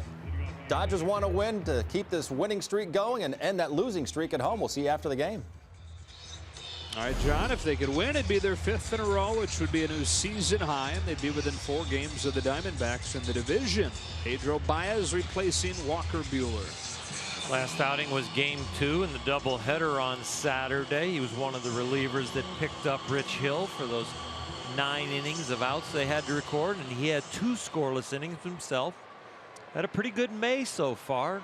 9 2/3 innings, only giving up 3 hits. Well, the starters go punch for punch. Buehler and Marquez, and on paper, advantage Rockies at this point as it's turned over to the bullpens. Baez to Desmond. Nicely placed, strike 1. At least when you get this deep into the game with the starters. Rockies have 2 very good relievers in Adam Ottavino and Wade Davis, and it's Ottavino who has begun to warm. Marquez at 94 pitches. Spot due up 4th in this 8th. Desmond takes the ball. It's 1-1.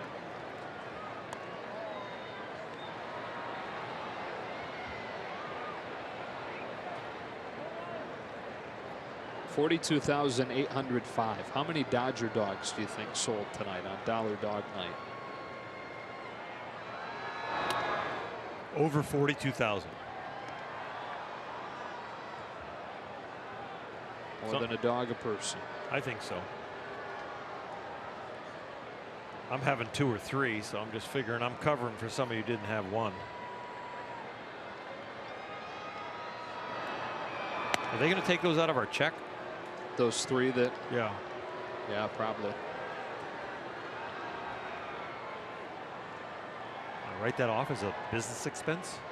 Had to eat on the We did job. promo it, so we did bring it on camera. Baez is falling behind Desmond 3-1. And now gets a pop fly. Behind first, Max Muncy for the first out of the 8th. Right, everybody has their own way of dressing the hot dog. I love that onion machine. Just turn the handle, it comes out nice and evenly. Don't need it. You don't need it. No. You go no condiment. Yep. Here's Walters. So I've never used one of those or those. Give me it. 1-1 8th inning. Baez to Tony Walters. He pops it foul. So the Rockies come in at 25-22. Dodgers 20-26. But if you're just strictly looking at run differential, you'd figure that those records are flipped. Rockies have a negative run differential. Dodgers have a positive run differential. And when you're looking at the difference in what your record should be according to your run differential, the Dodgers considered the least lucky team in the National League. The Rockies considered the luckiest in all of baseball. How have they been able to do it? They've been very good in close games. Baez falls behind again, 2-1. The Rockies are 14-5 in games decided by 1 or 2 runs. The Dodgers are 5-14.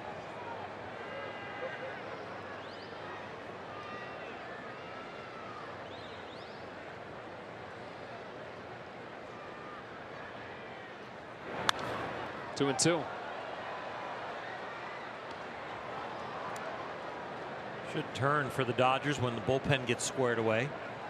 Also hitting those close and tight games. Was the 9th inning comeback, the first runs we had scored in the 9th to record a W this year? Yeah, they were 0-22 when trailing entering the 9th before Saturday night. Scott Alexander, it appears, is warm. Full count on Walters. So Baez has gone to a 3-ball count on Desmond, who's hitting 172, and now on Walters, who's hitting 130.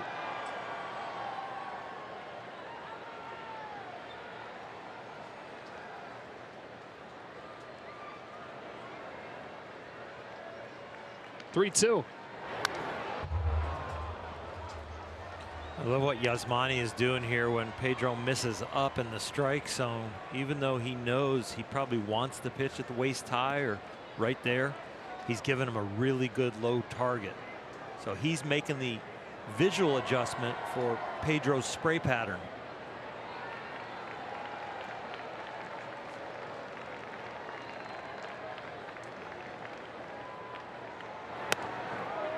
Good take by Walters, and the Rockies have a man on with 1 out. Good low and away target. Pedro pulls it a little bit. You know, Yasmani helped him adjust on the height, just didn't get the width from Pedro. First walk the Rockies have drawn tonight. It brings up Pat Valleca. Well, this bottom of the Rockies order on the season, these guys have been really bad. From Desmond, Walters to Valleca. So the 3 guys that he's facing in this inning, as Carlos Gonzalez goes to the on deck circle. The average is 172, 130, and in the case of this guy, 129. There goes Walters, a swing and a miss. The throw down goes into center. Walters headed for third, and Bellinger's throw is not close. Go ahead run suddenly 90 feet away. And Bud Black knows the same statistics you do, so he decides to try and manufacture a run down here. Pedro Baez not a sharp enough eye. Yasmani with a elevated throw down to second. Gets him over to third. Dave Roberts might be asking about a little interference. But the young Ryan Blakeney, the home plate umpire, doesn't turn 33 until Thursday. Yasmani says his hand ends up hitting the bat. And there is contact, and he is across the plate. And that's one of the things. Oh my gosh, he almost could have broke his hand hitting against that bat.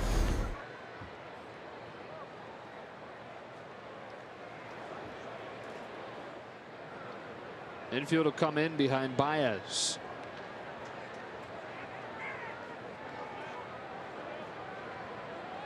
Just a 129 hitter, but more ways than getting a hit here to bring home the go-ahead run.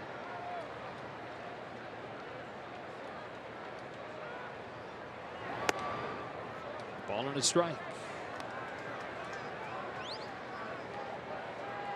It's one thing for Yasmani to know Pedro's spray pattern. It's another thing for Pedro to recognize it and make an adjustment.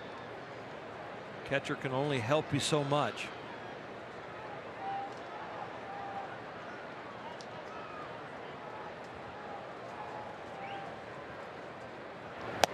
Got it by him, 1-2. Now boy, could he use a strikeout here or what? Got the right candidate. A lot of good candidates in this lineup.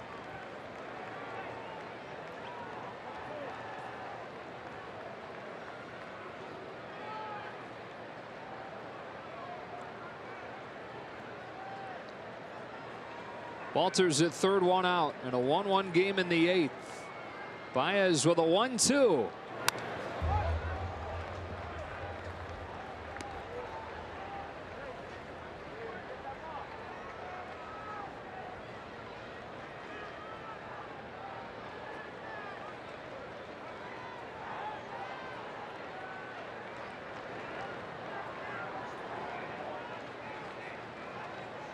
going to try and trick him with the slider, make sure it's strike to ball. If you're going with the heater again, go a little higher.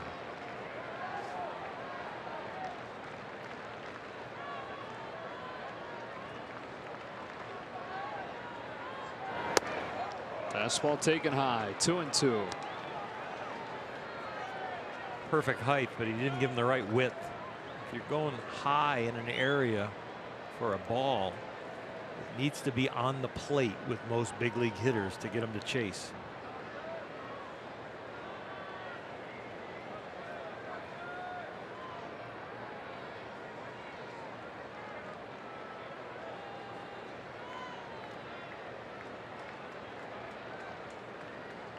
So now a 2-2.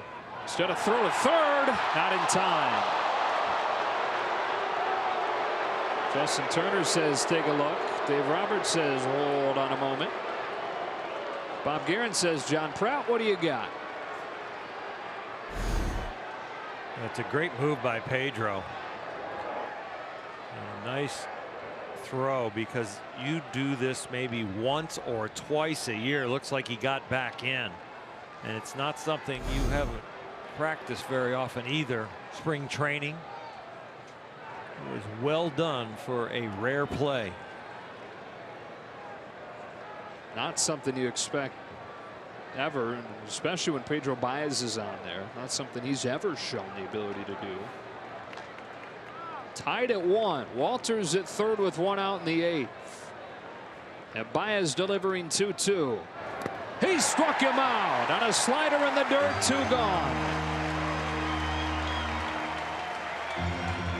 Let's take a look at the Volkswagen replay, and we talked about the high fastball. If you go slider and speed up the bat, you got to make sure it's a ball. Strike the ball barely, but he had sped him up so much with the fastball, he bit on that slider low. And he was able to throw because he trusts his catcher Grandal to smother that thing in the dirt and keep the go-ahead run 90 feet away.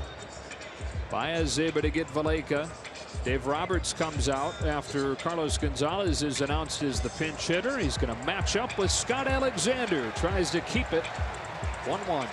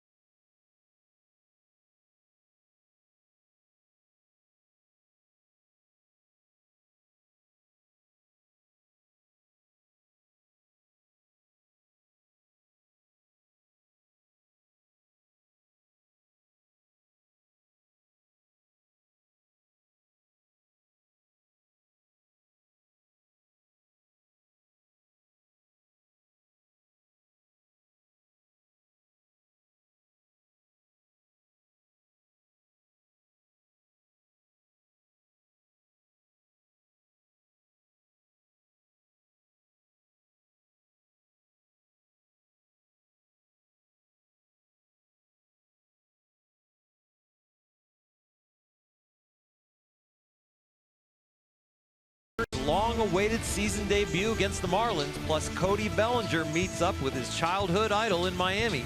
Don't miss Backstage Dodgers, presented by Cadillac, Friday after the postgame show on Sportsnet LA. When the Dodgers traded for Scott Alexander during the offseason, these are the kinds of spots they had hoped that they could bring him in with confidence. In April, they couldn't, but he went to AAA, figured things out, and now this is a spot Dave Roberts wants Scott Alexander. Season high 2 innings, the game 2 that Rich Hill have to leave after 2 pitches, and Scott Alexander, like Pedro Baez, those 2 innings were scoreless, and they did the job, and it really started to look like Scott had found himself completely in those 2 innings. 4 strikeouts. Carlos Gonzalez having what is by far been the worst offensive season of his career. And a 1-1 game in the 8th inning in this series opener. What feels like a big early season series between these teams. It's Alexander against a pinch hitting Gonzalez.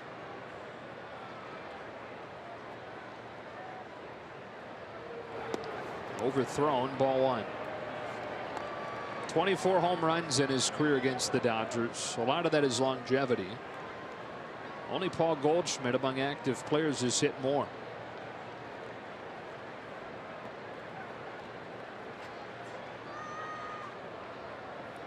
.31-year-old in his 11th major league season. It's a bouncing ball up the middle. Utley's got it across his body, and the Rockies take the lead. Gonzalez to second. 2-1 Colorado. Center fielder number 19, Charlie Blackman. Chase does a good job getting to this ball. Has to range far to his right. Not the strongest arm anymore, but tried his best to get it over there as quick as possible. The long hop for Muncy, not one he can handle. It's a ruled a single and an error and charge to Baez.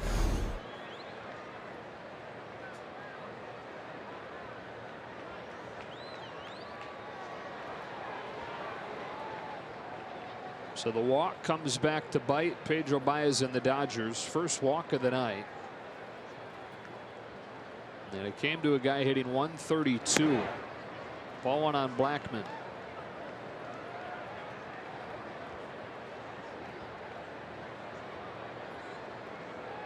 You look at the Rocky lineup and you go, okay, Arenado's not going to beat us. And the bottom of the order is surely not going to do any damage. And that's where it just happened because of the gift walk. That's down the line foul. And it puts Marquez in position to win.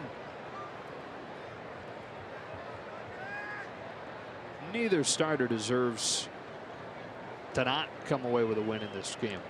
1 run on 2 hits for both. Both allowing a solo home run. Muncy for the Dodgers in the 4th. Parra for the Rockies in the 5th.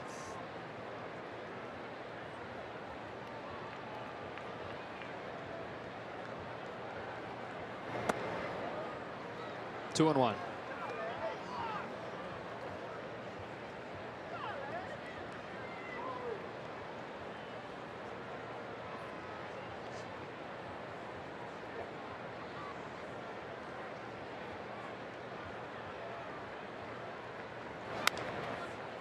Pop behind third. Turner runs under it to end the inning.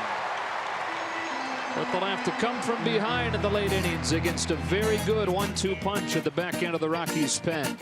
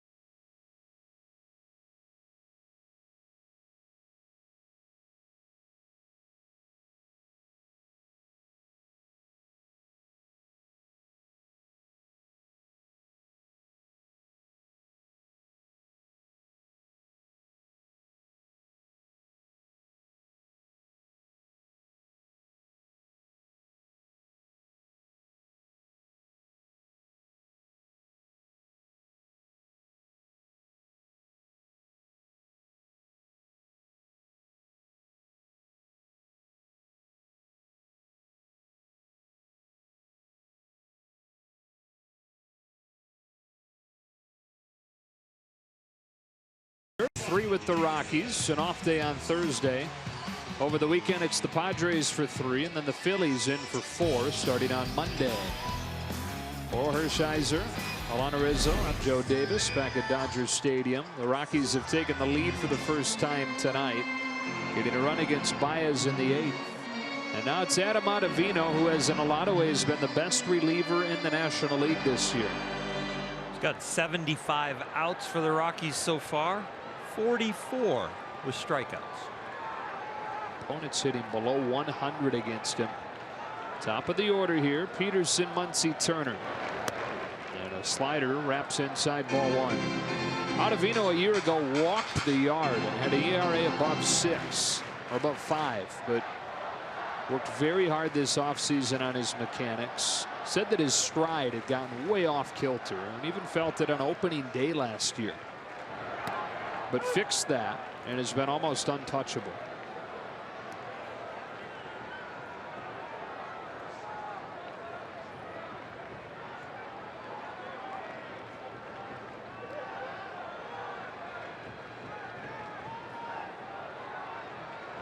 Started Peterson with back-to-back sliders. Now goes with a fastball, 1-2.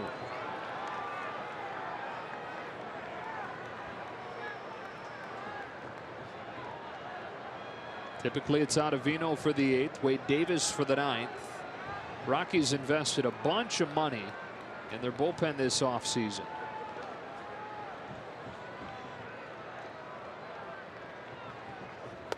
Peterson down on strikes, 1 gone in the 8th.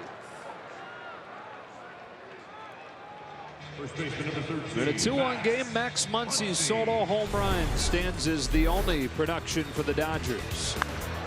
He has shown surprising power to the opposite field, and when he turns on it, there are no doubt in your mind that it's leaving the yard.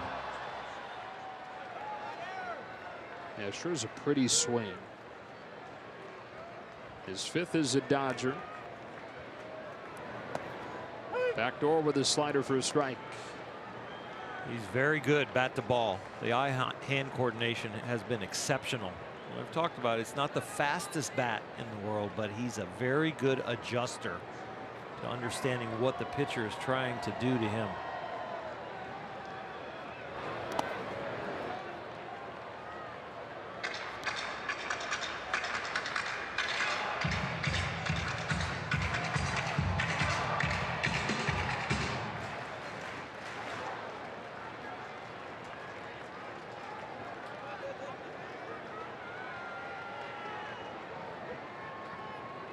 And a 2-1 game in the 8th. Muncy takes inside ball 2. Now the Rockies invested more than $100 million in the bullpen. The big signing, Wade Davis, 3 years, $52 million. He's their closer and leading the league in saves. They gave Brian Shaw $27 million over 3 years. He struggled. Same thing they gave Jake McGee. He struggled as well. 3-1 on Muncy. Really, it's been Ottavino and Davis at the back end that have held things together. And when you get 7 innings from your starter, that's all you really need.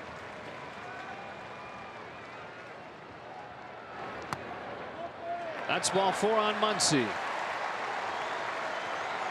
His 2nd walk of the night to go along with a home run, and up comes Justin Turner. Right-hander breaking ball, target on the outside corner, but it was a ball.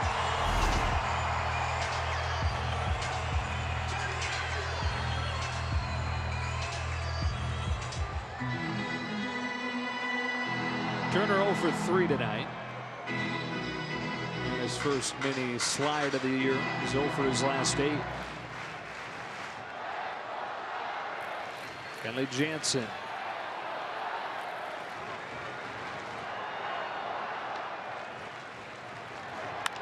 Bouncing ball up the middle at short to second for 1, to first a double play. Story to Valaika to Desmond, and a scoreless 8th for Ottavino to the 9th, 2-1.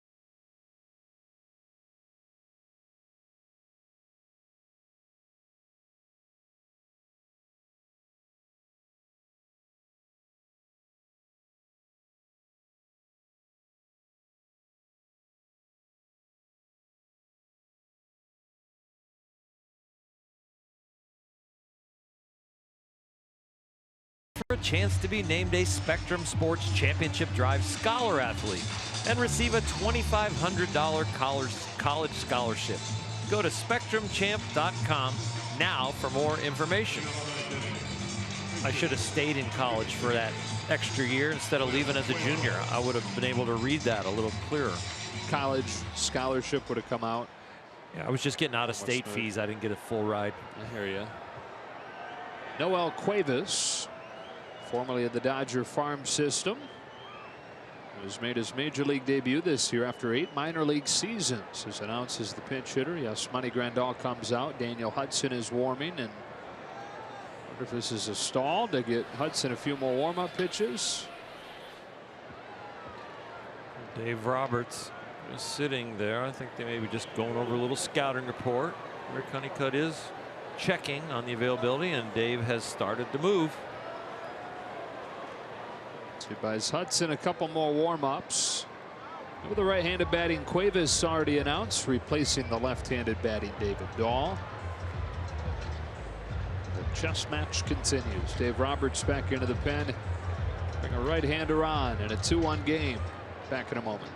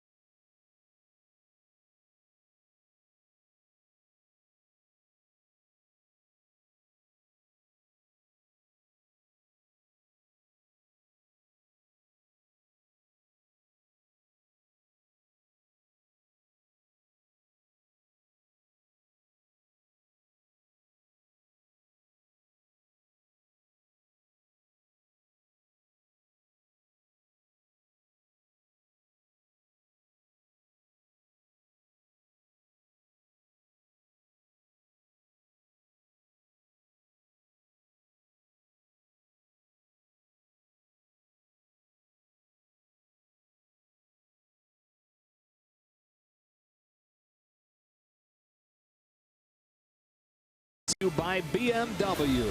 See a Southern California BMW Center today for exceptional offers, or visit SoCalBMW.com. And by Carl's Jr. Take your mouth to Memphis. The call of Carl's.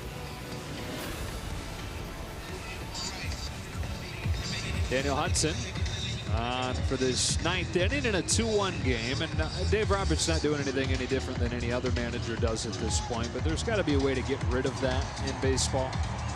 There could be. You could have the offensive manager have to announce he's going to pinch hit for the first hitter of the next inning immediately as his team hits the dugout coming off the field for defense. Then Dave Roberts wouldn't have to wait, and maybe if it's a kind of a I just got the guy up, you wanted to delay, maybe you give the guy 10 pitches on the mound to warm up instead of just the normal 8.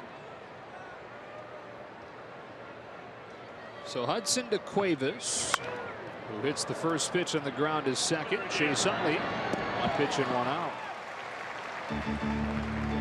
Looking ahead to the bottom of the 9th for the Dodgers, they'll have Grandal, Bellinger, and Kemp coming up against Wade Davis. Seems like every Dodger reliever that comes in, their last outing was game 2 on Saturday, the doubleheader. Daniel Hudson was that too. Scoreless inning and a third.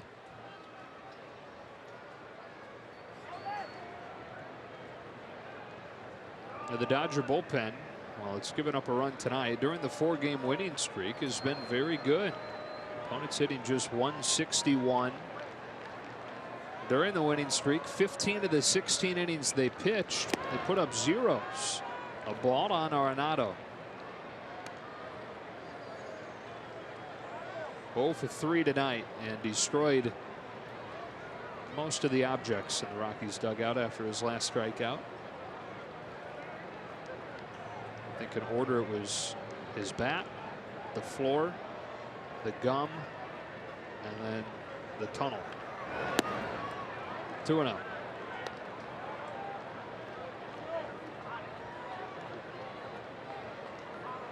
I think I'm missing an object too. I think there was something between the gum and his trip into the tunnel. You get the point though. Oh, for sure.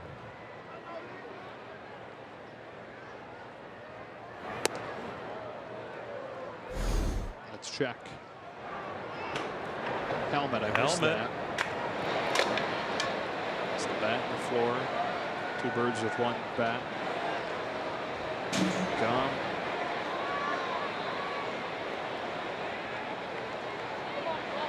So I think I just missed the helmet. Takes a 4-pitch walk here. Highest walk rate of his career. He's just not seeing as many good pitches these days. Parra has gone deep, but I would definitely pitch around Arenado to get the Parra. Not much protection for him right now, especially with Trevor Story, the next hitter, not swinging the bat very well.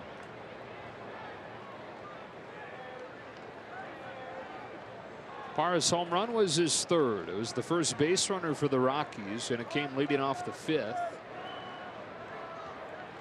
Walker Buehler tonight, 7 innings, his most impressive start. Really looked for a while like he had no-hitter type stuff. He was electric, and it was not only stuff, it was location. It was pinpoint with the fastball, and then he brought around the off-speed pitches and pounding the strike zone.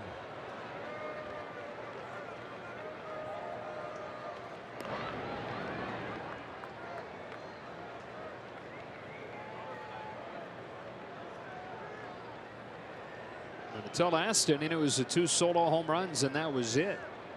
If this game ends 2-1, it's a tough one to stomach when you consider what transpired in the 8th. For the Rockies to get that go-ahead run. Pedro Baez walked a 132 hitter who stole second. Grandal's throw sailed Chase Utley into center field. That runner headed to 3rd and eventually scored what was an infield single where Chase Utley had a chance at it but threw wildly to 1st.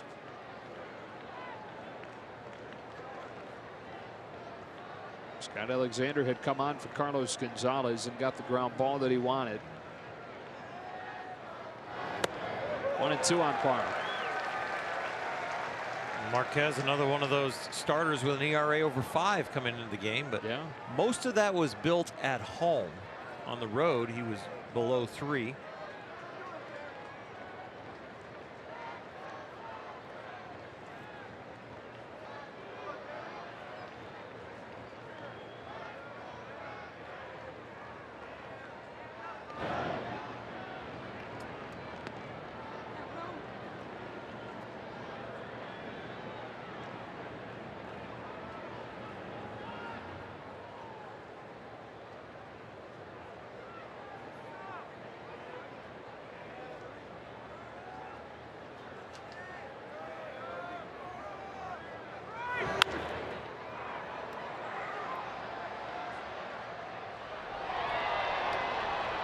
Same time, same place tomorrow night. Chad Bettis had a good season so far for the Rockies. 4-1 with a 3.27. Dodgers will see Kyle Freeland, who's also having a good year. He's got a 3.17 ERA. And he'll go on Wednesday night.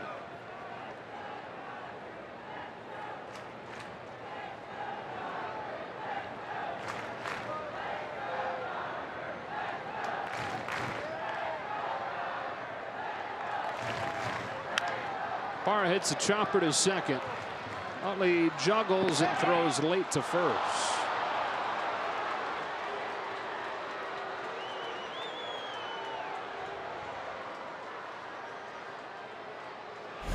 Chase had it all going on in his mind. He had it read right. He was thinking about catching this one in the baseline, then realizes he can't.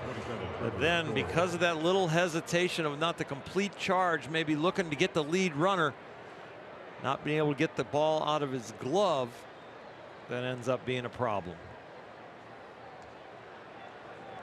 I could see his mind working, trying to get Arenado by catching that ball on the baseline and a quick tag, and the timing didn't work out, and neither did the exchange.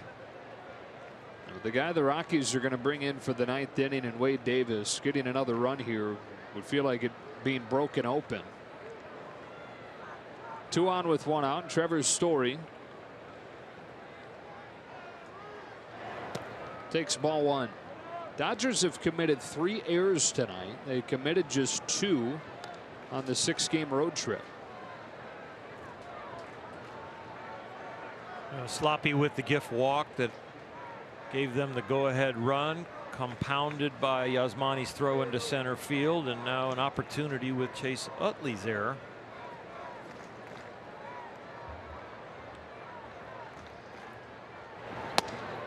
Strike, 1-1. Well, the games in the 4-game winning streak have not been perfect, but one facet of the game has picked up the other, and this game is still close enough for that to happen with the offense in the 9th. But you definitely need a 0 here. Grandal, Bellinger, and Kemp coming up. Story fouls it off Grandal, strike 2. And those 3 guys combined against Wade Davis' lifetime are 5 for 8.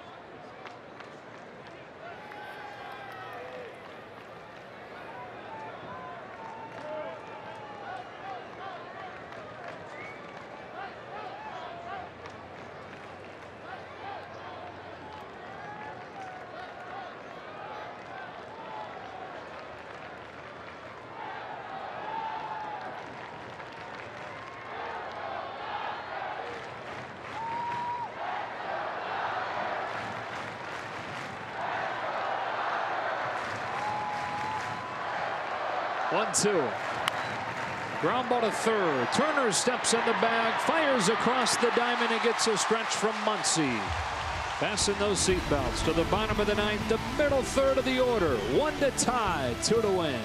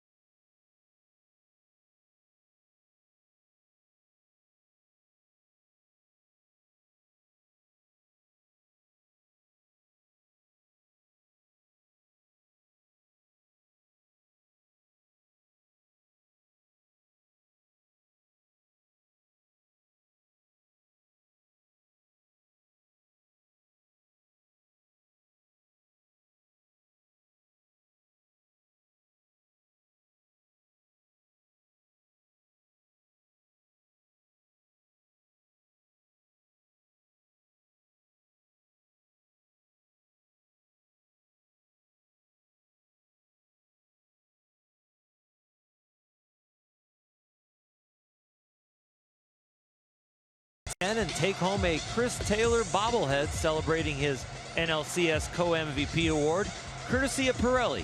Visit Dodgers.com/promotion. For the 9th inning, it is Wade Davis, who's been an all-star 3 consecutive seasons, 2 of those with Kansas City, 1 with the Cubs, and then a big contract with the Rockies this offseason. It's been worth it, leading baseball with 16 saves. He can be very tough, but you mentioned the statistics of the 3 hitters coming up, 5 for 8. So the Dodgers feeling confident right now that they might be able to do some damage. First one of those hitters is Yasmani Grandal, who carries a team-high 8 home runs to the plate.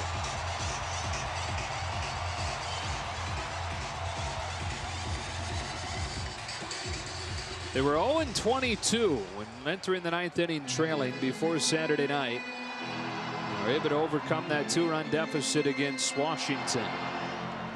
Trying to do the same here in the series opener, the season series opener with the Rockies. Davis ready to go. Grandal ready to go. A first pitch curve for a strike.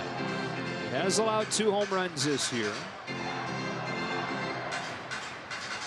He has issued 9 walks this year.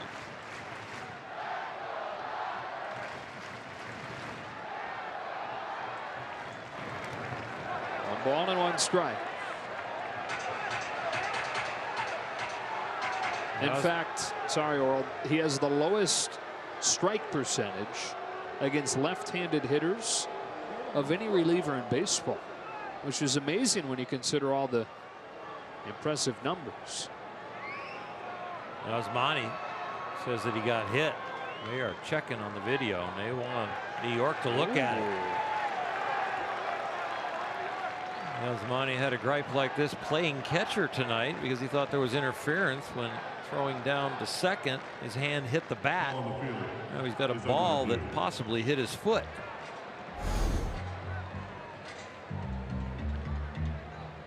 Oh no! Move, Wade.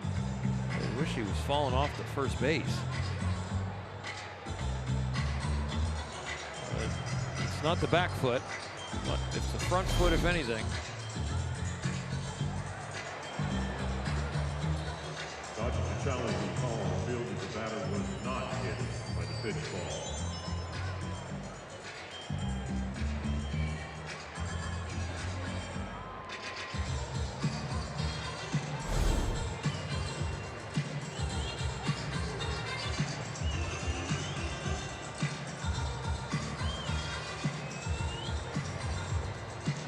Must be the front foot there. Yeah. See where it hits on the front white line, and maybe as it's coming off the dirt, it grazes the top of his toes. And it's very close on that front foot. Just a question of, do they have a look that shows it? That's exactly where Yasmani pointed after. But it's going to be really hard as far as convincing evidence. Here we go. From that angle, I'll be surprised if they overturn it. Yeah. So it's a 1-1 count. And Yasmani Grandal leading off this 9th in a 2-1 game. There was a cut fastball from Davis. To lefties, he's going to throw fastball, cutter, curve. Yasmani's seen 2 out of the 3.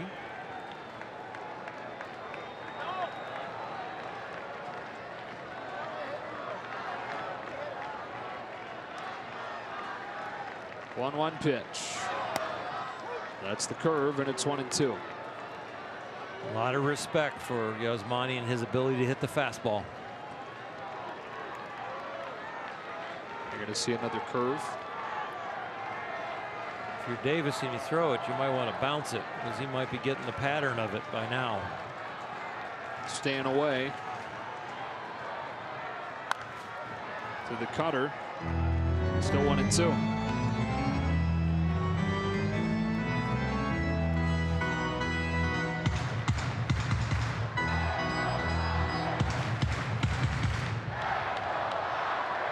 Bellinger and Kemp to follow. Dodgers trying to come from behind for a 5th consecutive victory. Rockies trying to hold on and take sole possession of first in the West. Strike 3 called on a straight 4-seam. Center fielder number 35. First fastball he's seen. A couple of curve balls, some cutters, and that one right at the knees.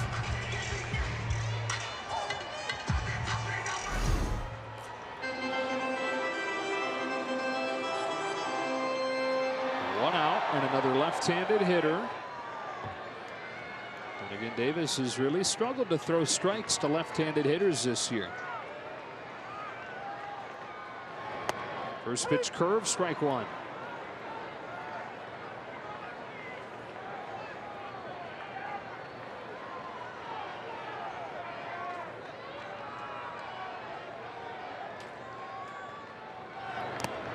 Back-to-back curves, ball and a strike.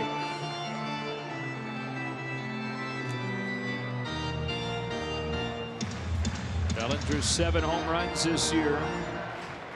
Admired in a 1-for-20 slump right now.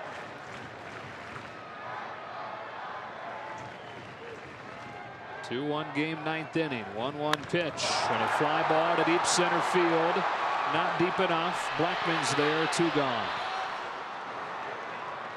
A lot of people rising to their feet with that fly ball. Right fielder, number 27, Matt Kemp. Up to Matt Kemp.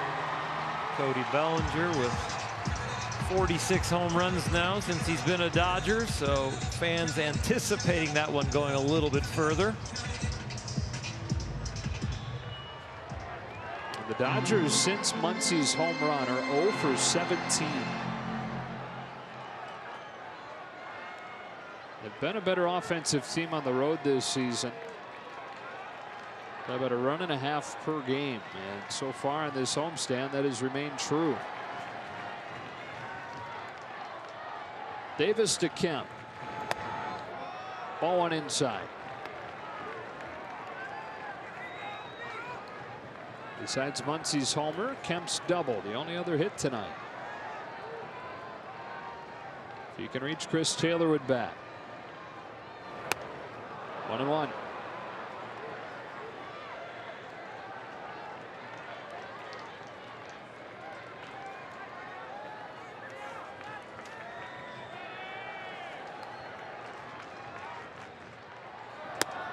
Ball two.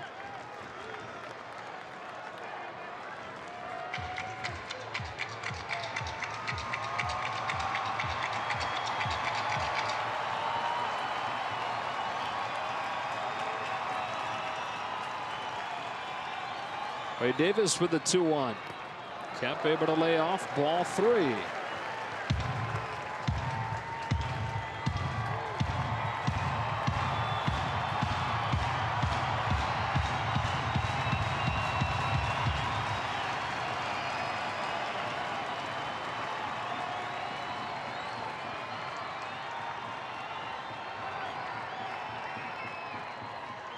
On a 3-1 pitch, Matt Kemp. It's a ground ball to the hole at short. Story's got it across his body, and the door's left open. Kemp hustling back to the bag, and he's out. They're going to rule that Kemp made a move towards second base. Walters backs it up, feeds to the bag, and the game is over. Story hesitated after he picked it up, gave Matt Kemp a chance to get to first in time. You watch him go over to the hole. There's a little extra step there to get it out of his glove. That throw ends up being low, and that little stutter step where Matt is, should I go or not? There was a little bit of movement with the left leg right there. He turns and comes back.